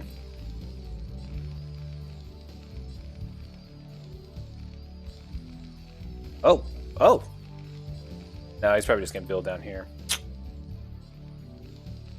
No cheese. Okay, cool. So he's going for this wall that you can incorporate the CC in. I think that's the purpose of what this is. Do a supply depot, get a barracks, then you can get your CC.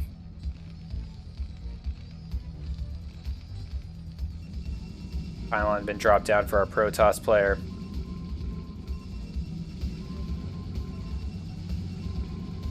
Obligatory phone check. All is good in the world. Running out of coffee, though. These games are going much longer than I expected. I mean, what? We're at an hour and a half. We're only 2 series in. Our 3rd series. Alright, so quick expansion here from our Protoss player. Nexus first. Nexus first cross spawn.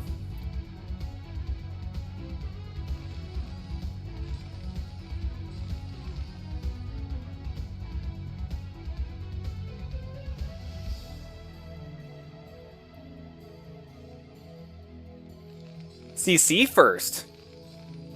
Ooh. Greedy. So greedy. I love it. Throwing down the barracks now. Now we'll have to see if Least identifies this with his probe.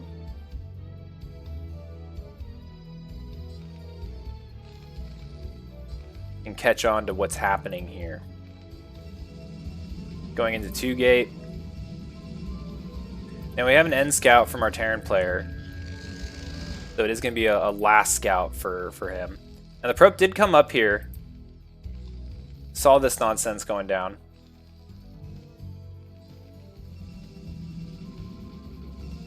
I feel like 2 gates pretty good against this. I actually don't know. I don't know the build order kind of counter for CC first.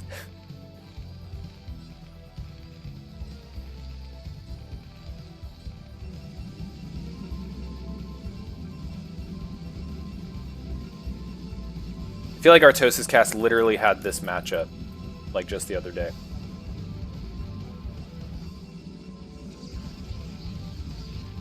Alright, getting a bunker down.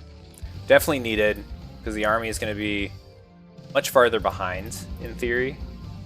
Now it looks like we're waiting for the Cybernetics core so we can go straight into goon production. Alright, 2 goons being thrown out for Least.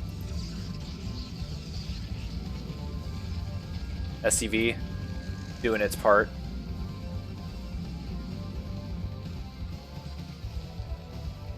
Alright, so not cheese. We got double kind of greed going on.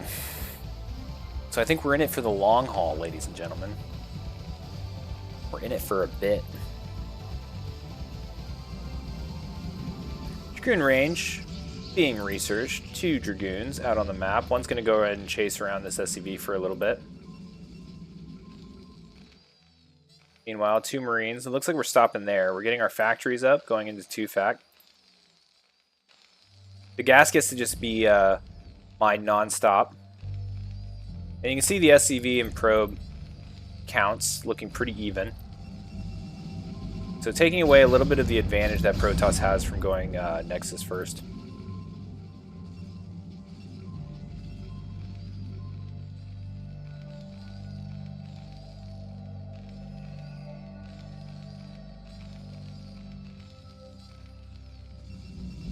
Now I'm wondering on the speed in which we start getting detection. Because that might be kind of the counter here. Because we're at 5 minutes, we still got a little bit of time until like a DT be super punishing, but no academy, no eBay.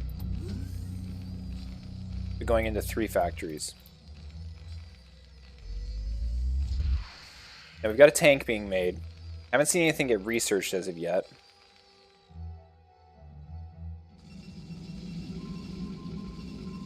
Ooh, we're going straight for a 3rd. Holy cow. 3rd base. 5.5 minutes for Least. Just slinging bases out there. Probably a good read, actually. CC first, you know you have time. You know you're safe from a super aggressive early push. Get that 3rd base out there. This is also kind of what I was talking about. There's no detection. I guess the risk here being that there could be mines.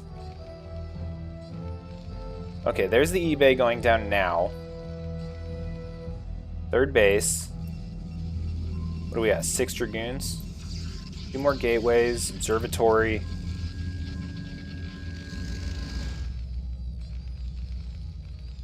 Repositioning the wall. This is some high level stuff. why it's tier 1. Tier 1, baby. But both players just kind of chilling. Alright, first observer's out. Gonna be flying across the map.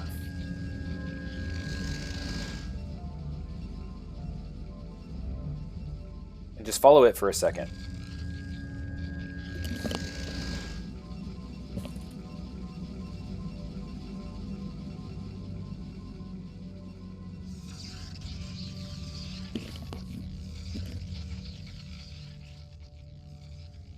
Can't show you guys me moving on stream.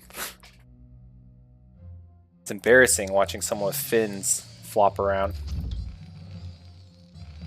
Alright, here we go. 5 tanks, a bunch of vultures, a couple marines from the bunker, even the barracks itself. Heading straight across. Vulture speed about to finish up, +1. About to, what is that? What even is that?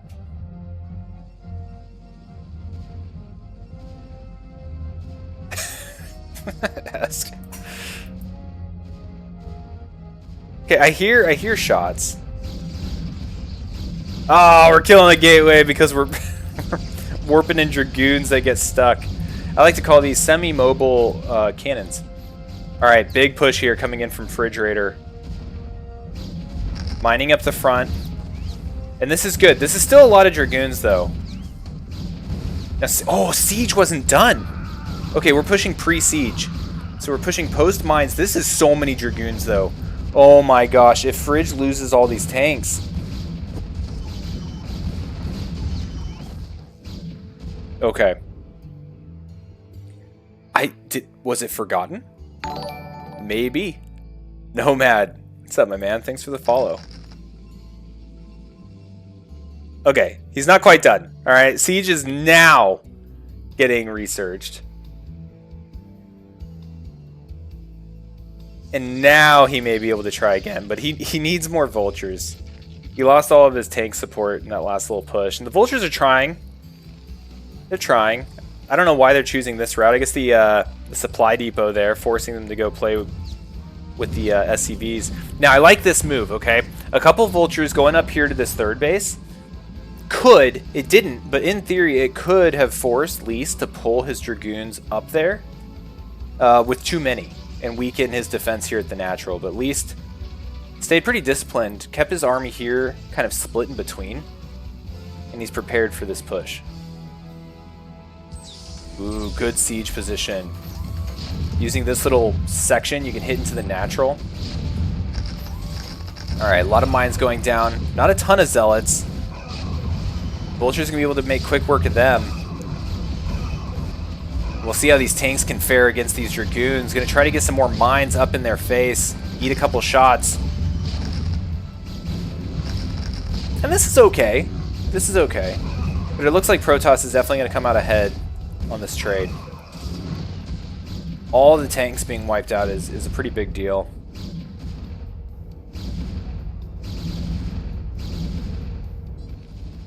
Meanwhile, we're at 5 factories. And the only army that's remaining, there's not even anything in this bunker, is like this one tank. Well, I guess a couple tanks and a couple vultures. But overall, I think Protoss is sitting pretty. And we're getting Goliath range. We're getting +1 armor plating. +1 weapons has been completed for our Terran. Terrans being forced to rebuild their barracks somewhere. Getting the science facility so we can go up to 2-2, and getting a control tower so we can get science vessels.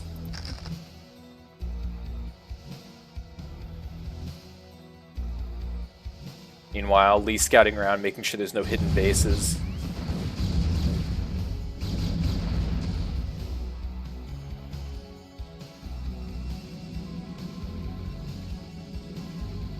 Ooh, that's a lot of zealots.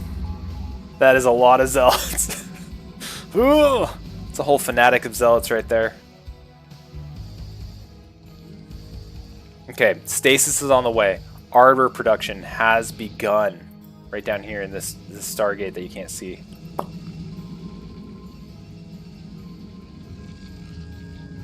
That's where the math gets a little wonky. Looks like we're likely going to see Arbiters before EMP. Now, we're going to still have some time until these Arbiters have significant energy. Do we have a Science Vessel yet? No Science Vessel. One is just now being built.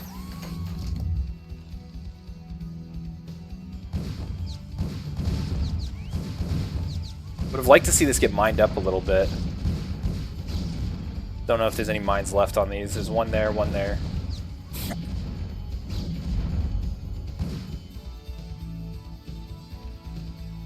Okay, now Terran's starting to take their third.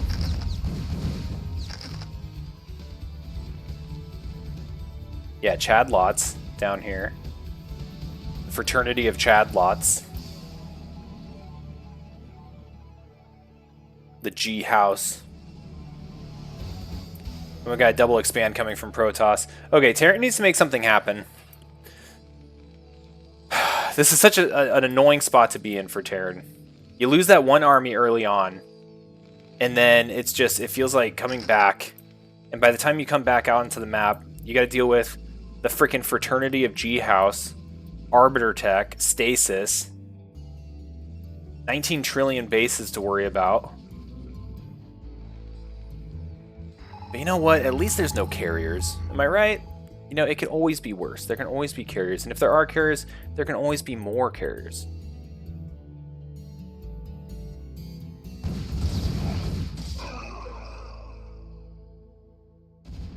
Alright, this is actually going to pull the Protoss army up to the top left. Try to defend this base. I think that might actually open up a window of opportunity here. Vultures are going to float around here to the bottom right. See if there's anything. But when this Zealot force is unleashed, oh my god, he's getting recall. If he recalls this Zealot force into the main, what the heck are these SCVs doing? Oh, they must have all been mining here before this was complete.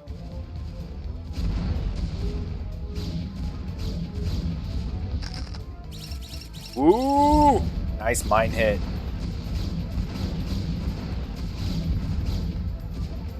These vultures just being a nuisance. Whoops, wrong person. Alright, we got some scans. He sees a portion of this, but doesn't get the full effect. Okay, now where are Arbiters? We've got one here.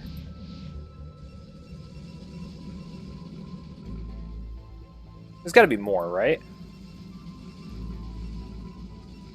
Just the one? Okay, I guess we just have the one Arbiter out on the field. And now this army, after cleaning up the vultures that were up here, Protoss is going to take another base. 6 bases! Terran's getting their third, trying for a fourth. That looks a little crooked. Maybe. Terran hates bunkers and eggs. So test firing the tanks, they work. And this, oh my god, please be a recall. Please. Please be a recall. Oh, frontal push, here we go. Instead, gonna use the stasis. Here's 2 Arbiters.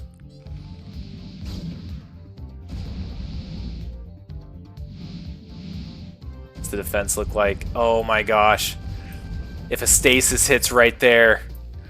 Oh, could be so bad. Now the vulture's gonna come in, harass a little bit. It looks like Least is cool with taking the time to go clear that out. Really wants to get this base up and running. You can see 5 additional gateways, single pylon. Using a good amount of probes here. That's super annoying. Refrigerator doing good work with these three zealots. Not zealots, vultures. Can Fridge see that? Yeah. The turret up there just like, oh crap! That's a lot of zealots! You can see everything just sieging up right now. Oh man, and I feel like time is against Refrigerator right now. Right, Least is completely maxed out. I guess the best thing Fridge can do is max out at this point. There's no easy to take base at the moment. This would be the next best thing, and this is where the entirety of the Protoss army is sharking around. There's too much Protoss that you can't go, you know, smashing bases with any decent sized force without opening up your main. So I guess Fridge just looking to take an engagement, hopefully trade favorably. Now with these scans, Fridge is at least able to see where the Protoss army is, and sees the size of it. Sees 3 Arbiters, a whole cube of goons. I don't know if that was a worthy stasis. Maybe if you're worried about the EMP. It looks like one already got off.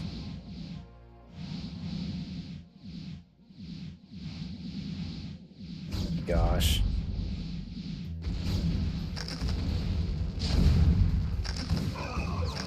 Alright, gonna push this third base. A lot of mines going off. Huge stasis is going to lock out that ramp from any reinforcements coming up. And this third base... gone. just hit the delete button on this. Oh my gosh. The siege tank blast hitting the Zealots, but also hitting their own SCVs. Now, a little disjointed on the attack here from Least. Coming in from both these directions, like, yeah, nothing can come up the ramp, but nothing can go down either. And the siege tanks are going to be able to hold this. I think overall this was a better trade for Terran, with the exception that Terran lost a base out of it. But when it comes to army, like, Terran really didn't lose all that much, but did lose a base. So mission complete from Protoss because there's no minerals here. There's basically no minerals here. I'm wondering, I guess now's the time. Fridge has no minerals at all. Best thing he can do is probably lift up some of these CCs. He's getting this third base up and running, but I don't know how long that will last. Here we go. We're control grouping up. Yo, I'm a big fan of backup CCs. That's a very StarCraft 2 thing. There's a point in the game in StarCraft 2 as a Terran player where you just always be building a CC. Alright, here comes the G house. Oh, man. A couple being sieged, the vast majority not being sieged. Probably a good idea with this number of Zealots. You can hear the Zealots just all erupting in flames. That was so many Zealots. And they're all dying. Fridge Raiders push here, seemingly unstoppable. But a lot of the Zealots made their way up to the third base. And this is really the key for our Protoss player. If he can deny this, then I don't know how long Terran can sustain this push. Look at these SCV trains going everywhere. Trying to get another CC here. Don't know if it might have been worth it just to float this one. But trying to get those 2 bases up and running. Now, even with this push, Protoss doesn't have a whole lot to defend. I guess the name of the game is try to buy time and then just slowly whittle this army away. It at least has a bank. When it comes to upgrades, we are sitting at 2-2 for Terran. 2-0 for Protoss. It's a lot of tanks, though. It's a lot of tanks. Now, I'm wondering what this army up here does. Whether it continues to try to deny this third, whether it comes down, tries to support and help this. I mean, this natural's gone, but it already did its job. So just keep massing up here. Do backstabs? I don't know. Looks like Fridge trying to take the fight up into the north as well. Trying to defend that base. Because Fridge needs to, like, good job knocking this out and took out the army. I almost wish Fridge would come up here and knock this out. I don't know. It's tough to tell what the right move would be here. But the gateway's up here in the top left for Least. They're going to be able to mop up and start a counter push, deny this third base, or I guess fourth base. And that puts Fridge on a clock.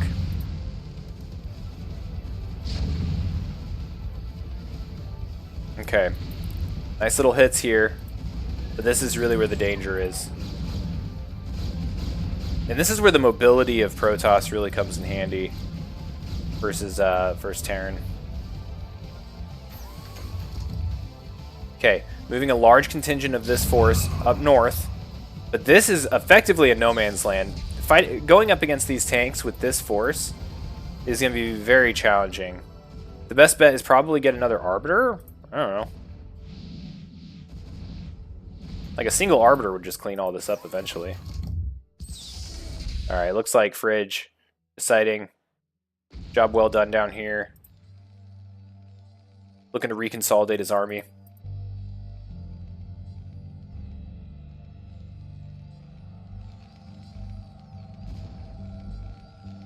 Holy crap.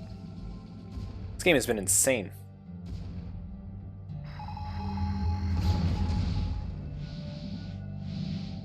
Okay, Fridge trying to be very careful with his tanks. Now, he doesn't have, like, much tank support. So, the Zealots here looking incredibly scary. Arbiters looking scary. Nothing that shoots up either outside of turrets. Making sure that third base is still dead. Alright, big mines hits there. Good vultures. Huge stasis. Holy crap. Holy. It's like 2/3 of the army. Just turned into ice cubes. And Least is at the point where... Ooh, big mine. Where he can just keep throwing waves. It's kind of like that point where we were talking about in another game with like Zerg. Like there's a point where it's like, okay, I don't care how efficient it is. I just got to keep you from ever expanding again. And just throw wave after wave after wave. Now, still no mining going on here for Least. Curious where all of his probes are. He's got a bunch of them. I guess the top left being the primary. 9 o'clock as well. Least is sitting on a bank, mining just fine. His production wasn't hit that hard down here. So now all these gateways, they're not being contained anymore. Which I think was probably still the right decision from Fridge. He wasn't going to be able to hold that forever. And you don't want to lose those tanks. You need them back up with the main army. But the big battle here is for Fridge to get a second mining base. This being the only one right now is rough. Not only that, but it was like undefended there for a long time. This is where all the fighting has been. Oh snap, Suwa Badger with the jokes.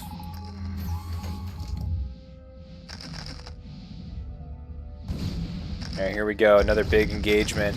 This time with a lot more Zealots. And Least has the money to just keep Zealots going for days. Here they come. They finally made it to the tanks. They're crashing down. A couple ice cubes still here for the Terran side.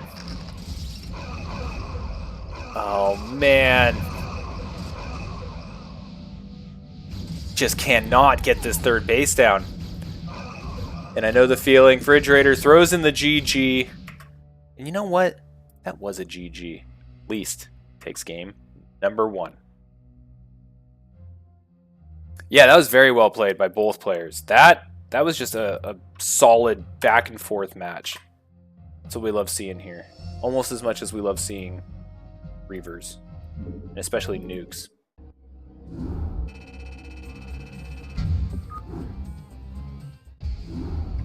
Alright, let's go into game number 2.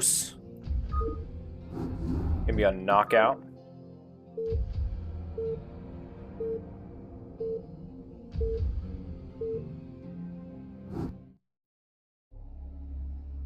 All right.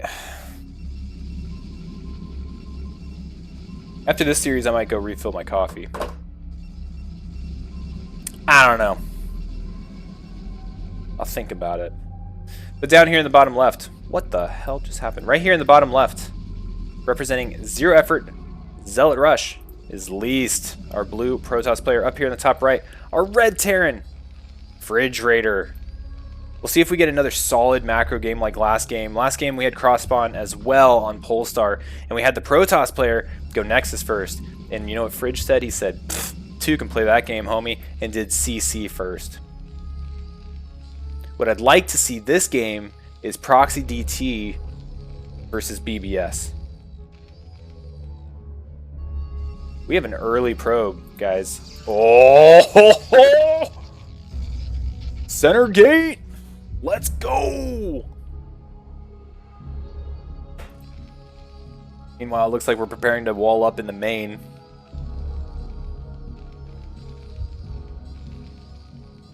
Not doing one of those fancy natural into CC walls. There's the gateway. Least, you dirty dog.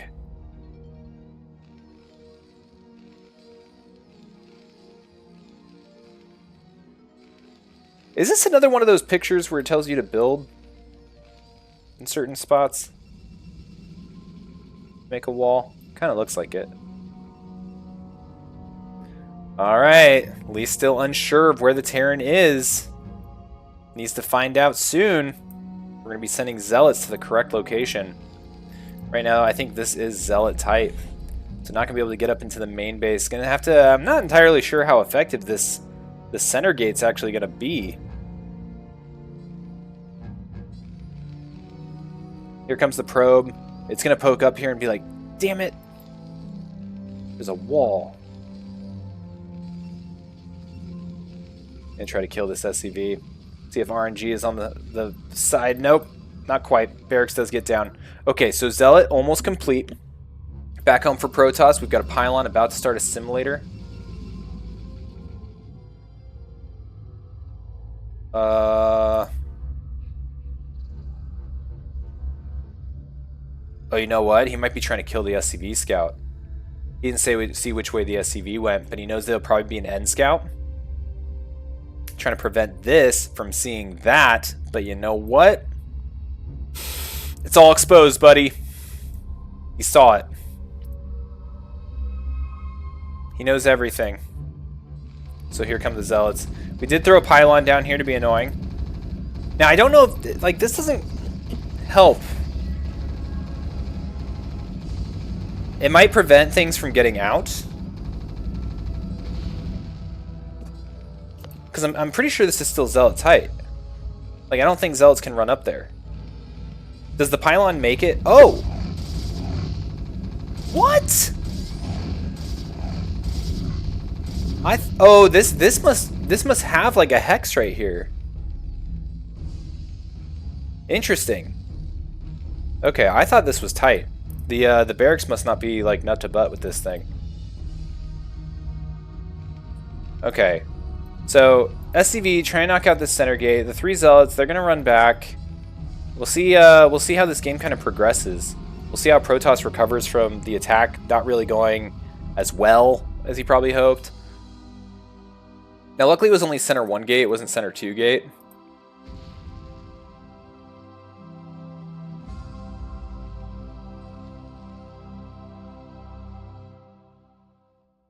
Zealot's likely gonna try to sandwich this SCV.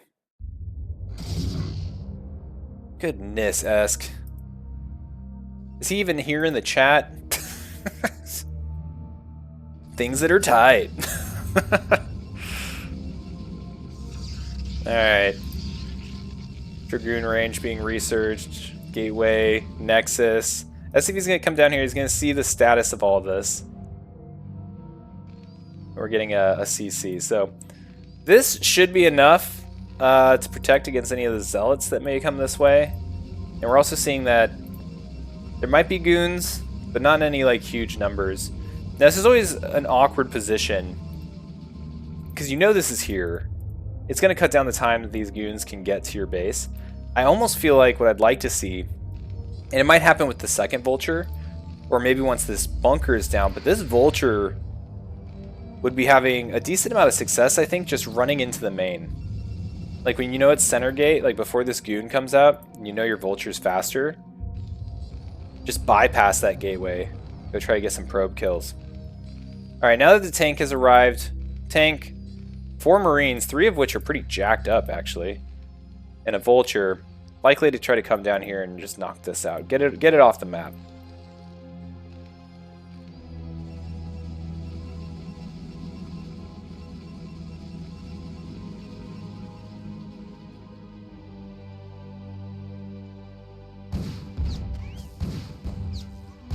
Alright, might be able to deny this goon. Yeah, it looks like this guy isn't going to be popping out. Ooh, and we're pushing. We're keeping the push. See if what gets thrown down here. Yeah, okay, so shield battery, at least a little bit on the back foot. This is a pretty strong force versus just this. if the tank isn't being dumb. Need to see what damage can be done before the shield battery arrives. Alright, gonna get the Zealot. Shield battery has shown up. We now have probes being pulled to the front line. You can see the effectiveness of that battery too, just recharging that goon straight back up to full health. And that's gonna be enough to... I don't know if Fridge is gonna keep this going. Mine's just now about to be done. I think once we can mine this up, maybe go for a loose contain, but I don't think there's gonna be damage to be found here. Shield battery does its job again. The Marines are all dying. Probe's getting on top of the tank. Now, I will say this is doing a good amount of probe damage.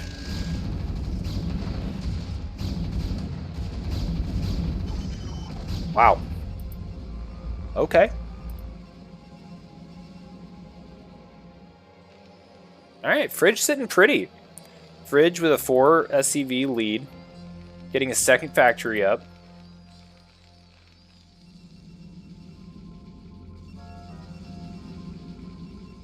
Now the goon numbers are going to start climbing. Least showing, or not least, Fridge showing way more discipline than I would. I would have been like, kill that gateway. But he's coming back home. We're at like the 7-ish minute mark. This is kind of... We don't know what's been going on up in the main base. So we don't know if we're going to be expecting shuttles. Odds are probably not. But we do have a Stargate being made. We got Templar Archives being made.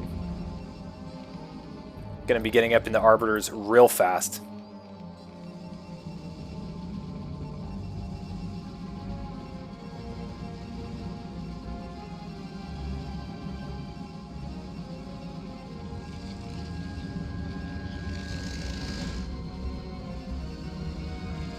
This guy's ready to throw it down. Once Least has the cash.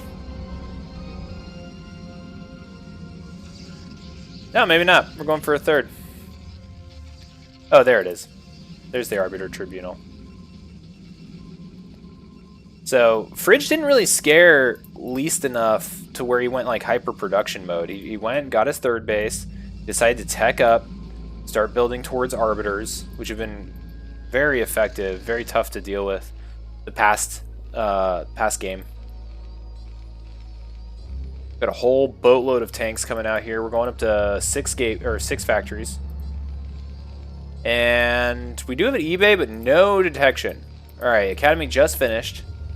Likely to see some scanners getting thrown down. Oh, I thought this was a pylon. I was looking at the mini-map and I was like, did he repower the gateway?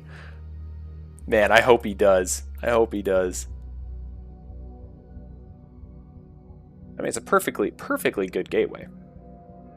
For the low cost of 100 minerals. You too could have a powered gateway. Mineral only base here for Least. Getting up and running. He's going to check and see if Terran has done the same, but no. Terran is amassing an enormous mech force and it's about to move out.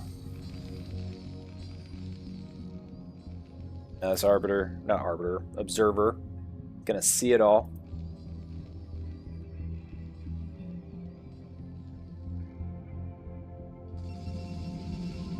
Might have a pretty good clash. Ooh, GTs, baby!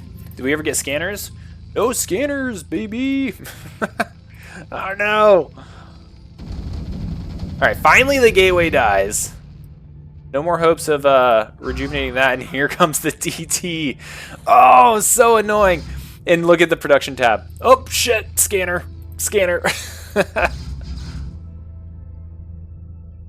Oh, man. We got 1 kill on that one, 1 kill on this one. There goes a tank for free. Here comes another tank for free. Oh, man, the lack of scanners really proving to be detrimental here for our Terran player. These DTs came out at perfect timing, meeting the army halfway, chasing it down. Now here come the scanners, but yeah, after that push, GG Fridge throws it in. That's going to be a 2-0 win for our man Least. GG. Look at that. Look at zero effort Zealot Rush. My goodness. I'd like to bask in the glory of all that is the best team in CPL. You know, not counting record. Zero effort Zealot Rush. Now let's go into the last series of the day. And it is a ZVZ. So, bust out your bingo cards. Let's see if we get a Hive ZVZ. So far, we have casted a ZVZ that has gone to Hive. Now, unfortunately, that was only at Tier 4. So this is Tier 1. Typically, these games go a little bit faster than Hive. But we'll see what we can do here. So this is going to be Mutiler versus Sklur. Two of my favorite Zergs in CPL. Let's get after it. I gotta change the scorecard thingy. We're on Polestar, probably. Mutiler, the one who mutles. And we've got Sklur, the one who sklurs. Alright, cool. ZVZ to finish us off today. Now up here in the top right, we've got Sklur representing the big naturals. And then down in the bottom right, we've got the blue Zerg, and this is Mutiler representing zero effort Zealot Rush. Will we see 2 Ling Floods? Will we see Mutalisks? Will both players just skip Lings and go straight into Hydralisks? I have no idea.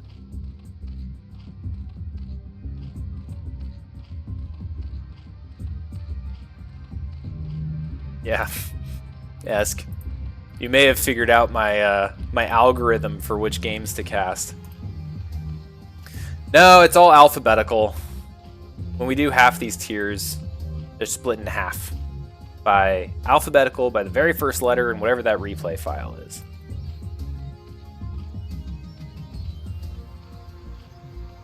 All right, hatchery going down immediately up here in the top right for Sklur. And we're banking up some minerals here for Mutiler. Ended up going with an Overlord first, getting a spawning pool. Okay, so this is one of those things, right, where it's like, okay, early Ling advantage, gonna be in Mutiler's favor, but Sklur gonna have that larva to work with once his spawning pool is complete. And we also have gas going down for Mutiler, so the name of the game here is, are we going for speed? Or are we racing to Mutalisks? One of my favorite things about ZVZ is if you do the Mutalisk race, whoever gets a Mutalisk first just wins.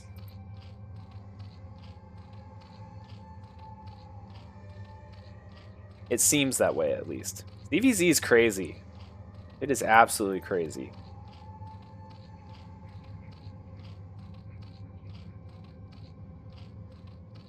Yeah, you can pronounce Zezer with a hard R. It's okay.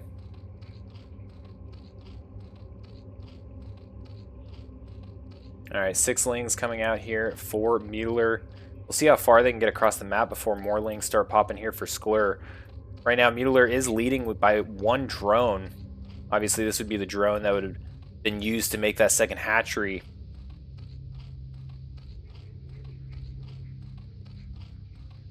Now you can just see it visually, the effect of these two hatcheries. Like the availability of larva is just always going to be there for Sklur.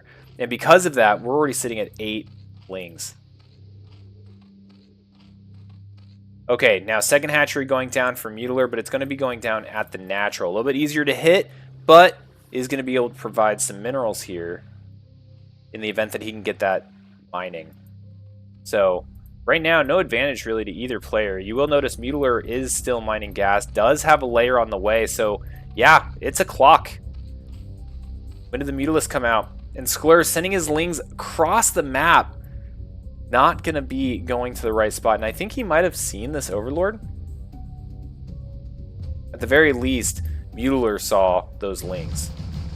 So he's going to be heading up north, going straight towards Sklur's base. Now, one of the things we need to be watching out for is Sklur going to turn his Lings towards Mutiler's base? Doesn't look like it. He's going to be heading home. A few Lings for free here for Mutiler. Man, they are fast. Look at them go. Okay, now fighting over the ramp. Skler trying to lower the surface area, make it so Mutiler's numbers mean nothing.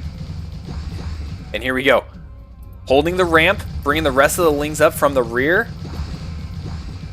It looks like we might be able to clean up Mutiler's Lings. Mutiler trying to save as many as he can. We have the ZVZ ping pong ball effect where the Ling fight went one way, so we go straight across the map to the other base. Then we'll see how the Ling fight goes here, and then we'll go back to the other base. But 7 Lings. There's a lot more here for Skler.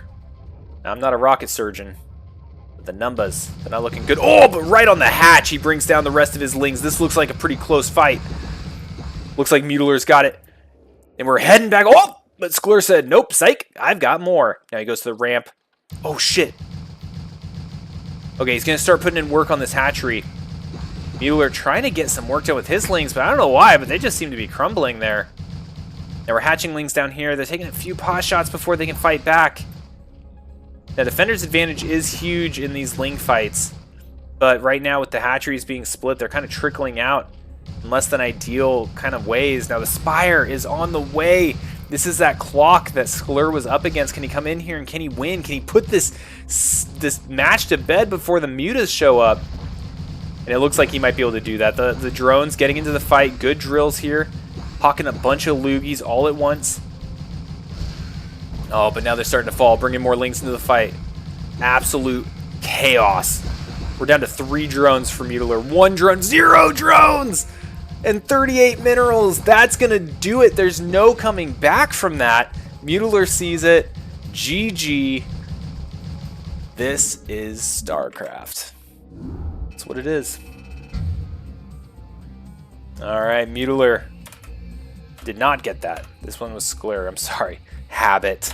The first map win for the big naturals. Coming in big for the ZVZ. Skler hitting the Ling button until you win. It is a method. Alright. Next match. Gonna take us to knockout.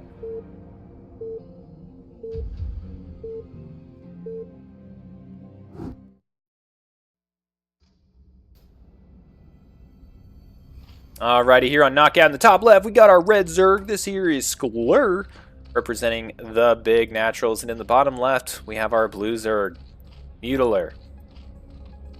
Now, Mutiler was racing to get Mutas.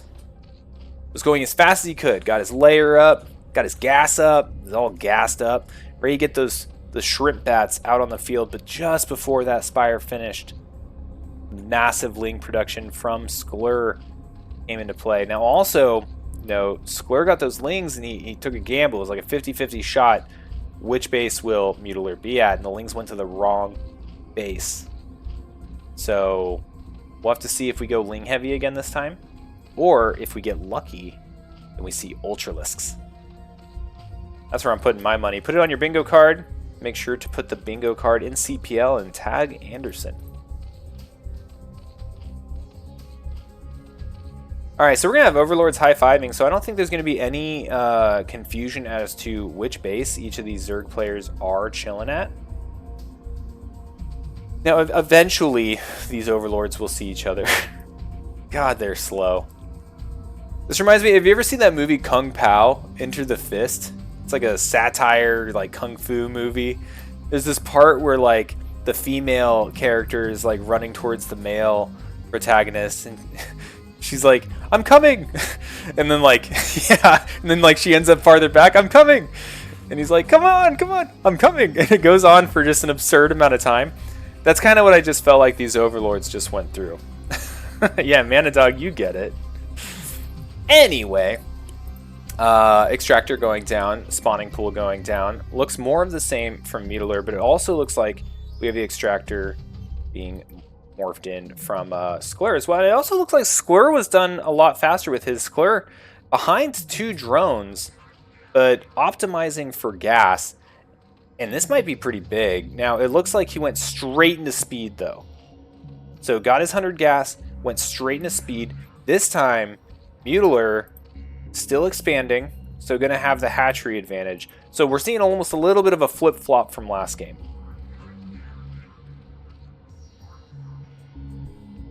Little bit of a flip-flop. Now we've got 6 lings. The Overlord saw those pop and head out. So we're going to have 6 lings coming out here for Mutiler as well. Looks like we might actually pull some drones. Help clog up this this ramp. Yeah, realizing that he might just be a little short on time, or just trying to get as effective of a trade as possible here, waiting until his hatchery is complete. Interesting addition there to throw the drones. We got more lings coming from Sklur, trickling in pairs. Same here from Mutiler, and we might be getting an engagement here in just a second. All right, now speed's about to become done here for Sklur. There they are. Now we've got light speed Zerglings. Speed only halfway complete for Mutiler. Now Mutiler is not mining gas anymore. He pulled these drones to come down and help with this fight, and they're not even helping. Dang drones not doing their job. And these lings they're going to be straight up in the main base of Mutiler. Holy crap, holy. Drones fighting back. Drones fighting. Running away. Drones running. Alright, getting some more lings in here in the fight for Mutiler. Now, a lot of lings have gone down, but it's still 9 to 8. I'm sorry, drones have gone down. But the drone count's still 9 to 8. Speed just finished. Now, Sklur's got his Spire started. He's got his Spire started. We're even on supplies. Oh, that doesn't feel good.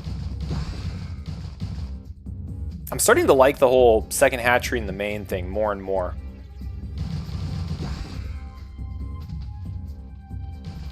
Okay, now Mutiler has banked up a decent amount of lings here to fight this back, especially when they're not all in the engagement for Sklur. If Mutiler can continue to pick little groups of lings like that, he can get the ling advantage again, but he's going to have to do something before the Spire pops out.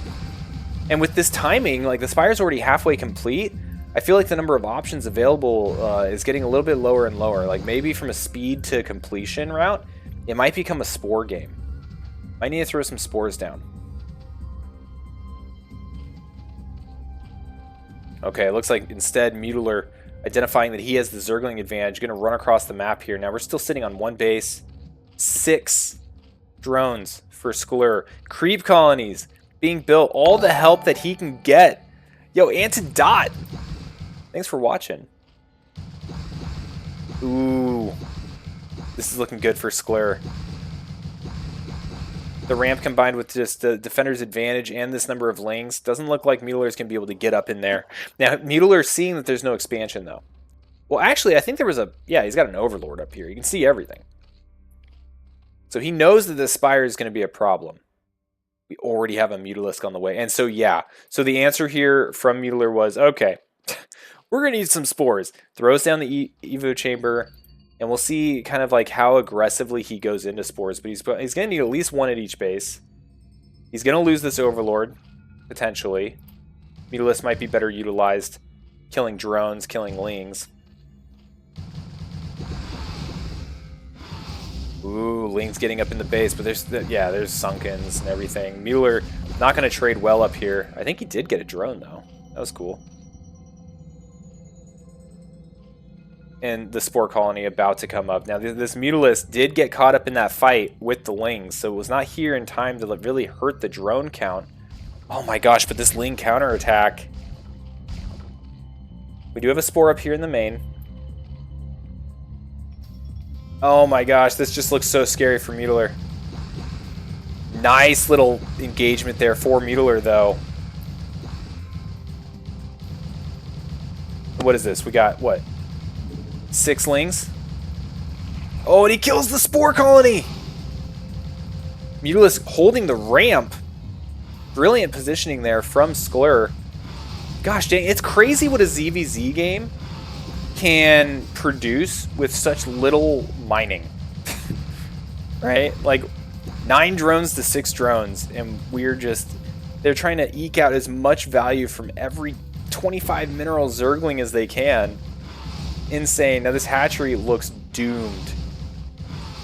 Putting the base count on parity for the players. This Overlord needs to get out of dodge eventually. I'm coming! I'm coming! Eventually. Oh man, the Mutalisks just adding just enough DPS where these Lings can trade favorably all day long. Alright, second Spore. Cool. So, life is a little hard for Mutiler right now, but it also just got a whole lot more simple because the entirety of Mutiler's game is right here. So, let's see what he can do. Utilizing his building to be a little bit of a SimCity. Ooh, nice little drone drill there. Still scary for these Lings. Can't get the Mutalisks in here to help fight. These two Spores will rip through the Mutalisks until they get to a certain number.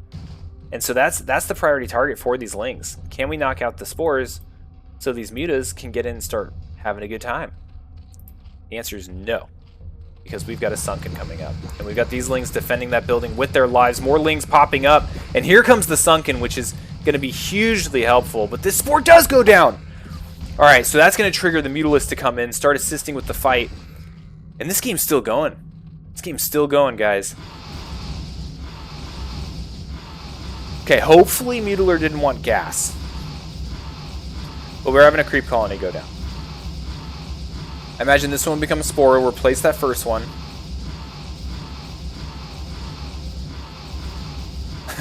Yeah, these Mutalisks being the antacid here for Skler. Wow, they suck at killing this. Okay, but Zerglings are like really good at killing this. So they're gonna come in, they're gonna help. Wow, that extractor took forever to kill. Alright, Mutiler's still in this game. Mutiler's still ahead on drones, by the way. Even after constructing all these colonies. A couple Zerglings running around looking for a hidden base of some sort. Now, the Mutalisk count is what's really scary here. As it grows, there's only so much our blue Zerg is going to be able to do. Now, are we at Hive yet? Come on, let's get to Hive. Let's do it. You know what beats this? Guardians. Guardians beats this every time.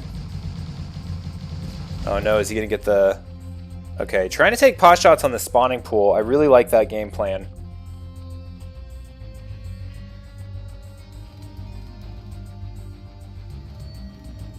Alright, we're getting to a point where the Muta count is getting a little scary. We're at 6 right now. The Spore colonies do support each other. So you can't just pick one off by itself. Yeah, NCX, that's pretty much the game. Kill things till they die. Solid strategy, Cotton. See how it pays out for him. Flyer Carapace on the way.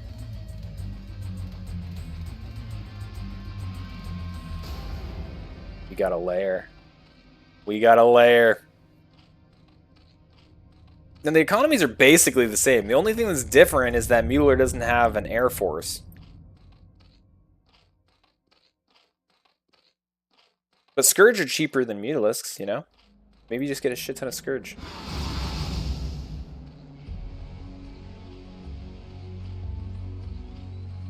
This game is bonkers. Oh, man.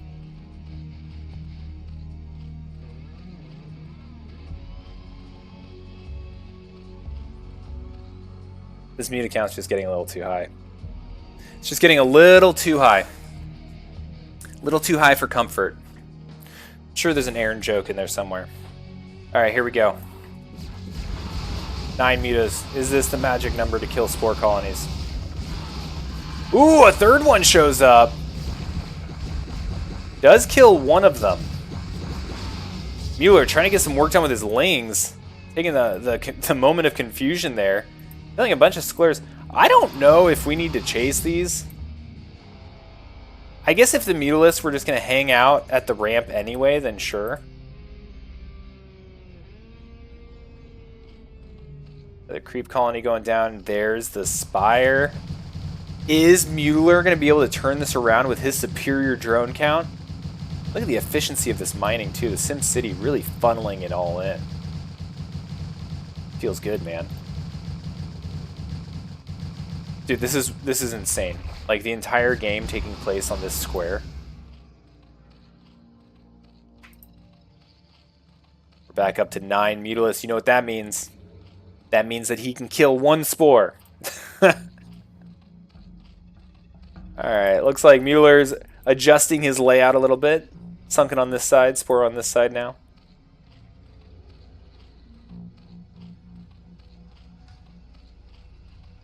Yeah, these lings aren't going to be able to do anything. They're going to be in range of 3 Sunkens and these lings.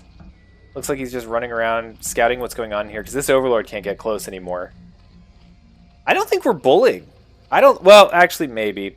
The supplies are pretty ridiculous.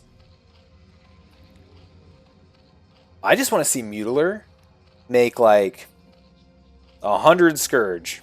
Nope, goes for Mutilisks. Alright, they're diving in. How are they doing?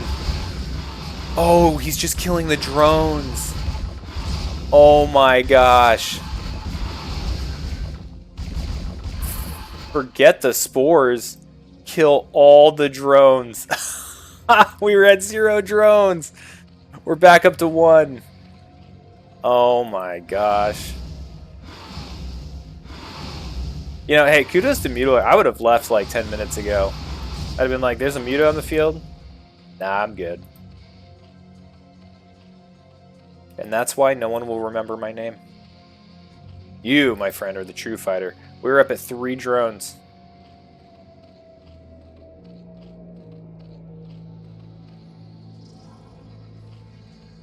DVZ is just doesn't make any sense. Like, if there was an RTS and it was just ZVZ, would you play it? I don't think so.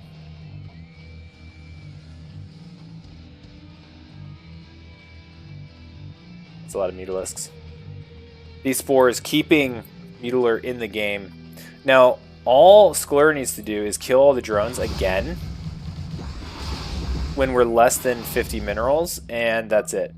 And that's it. Mutiler throws it in. That's going to be a 2-0 victory for our man, Sklur. Well done. Well done. Fun games. All right, so that's going to be it. Let's go ahead and do a little bit of a recap, right? So we've got Anto, Jacer, Lease all coming at 2-0 in favor of their opponents, Gabagoon, Chimera, and Refrigerator.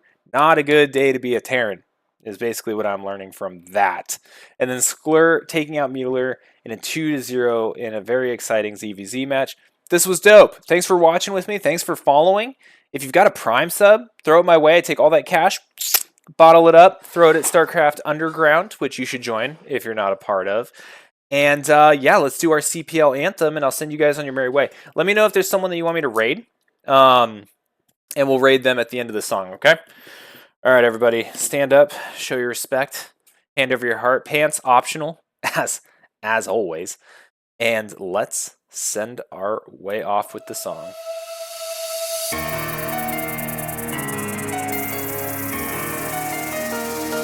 Winners rise and losers fall, reflexes sharp, minds and flaw.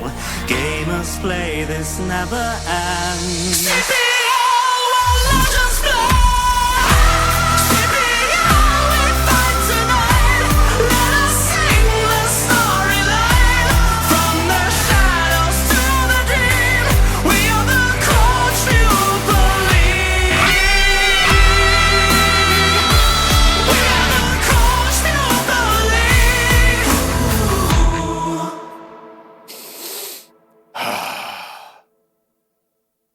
Gets the people going.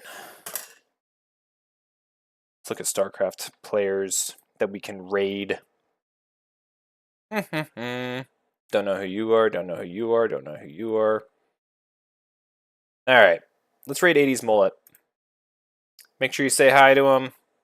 Make sure you ask him where his mullet is. And the raid will be ready here in just a few seconds. And as always, thank you so much for watching. Play CPL, play StarCraft Underground. Root to War forever. Bye, y'all.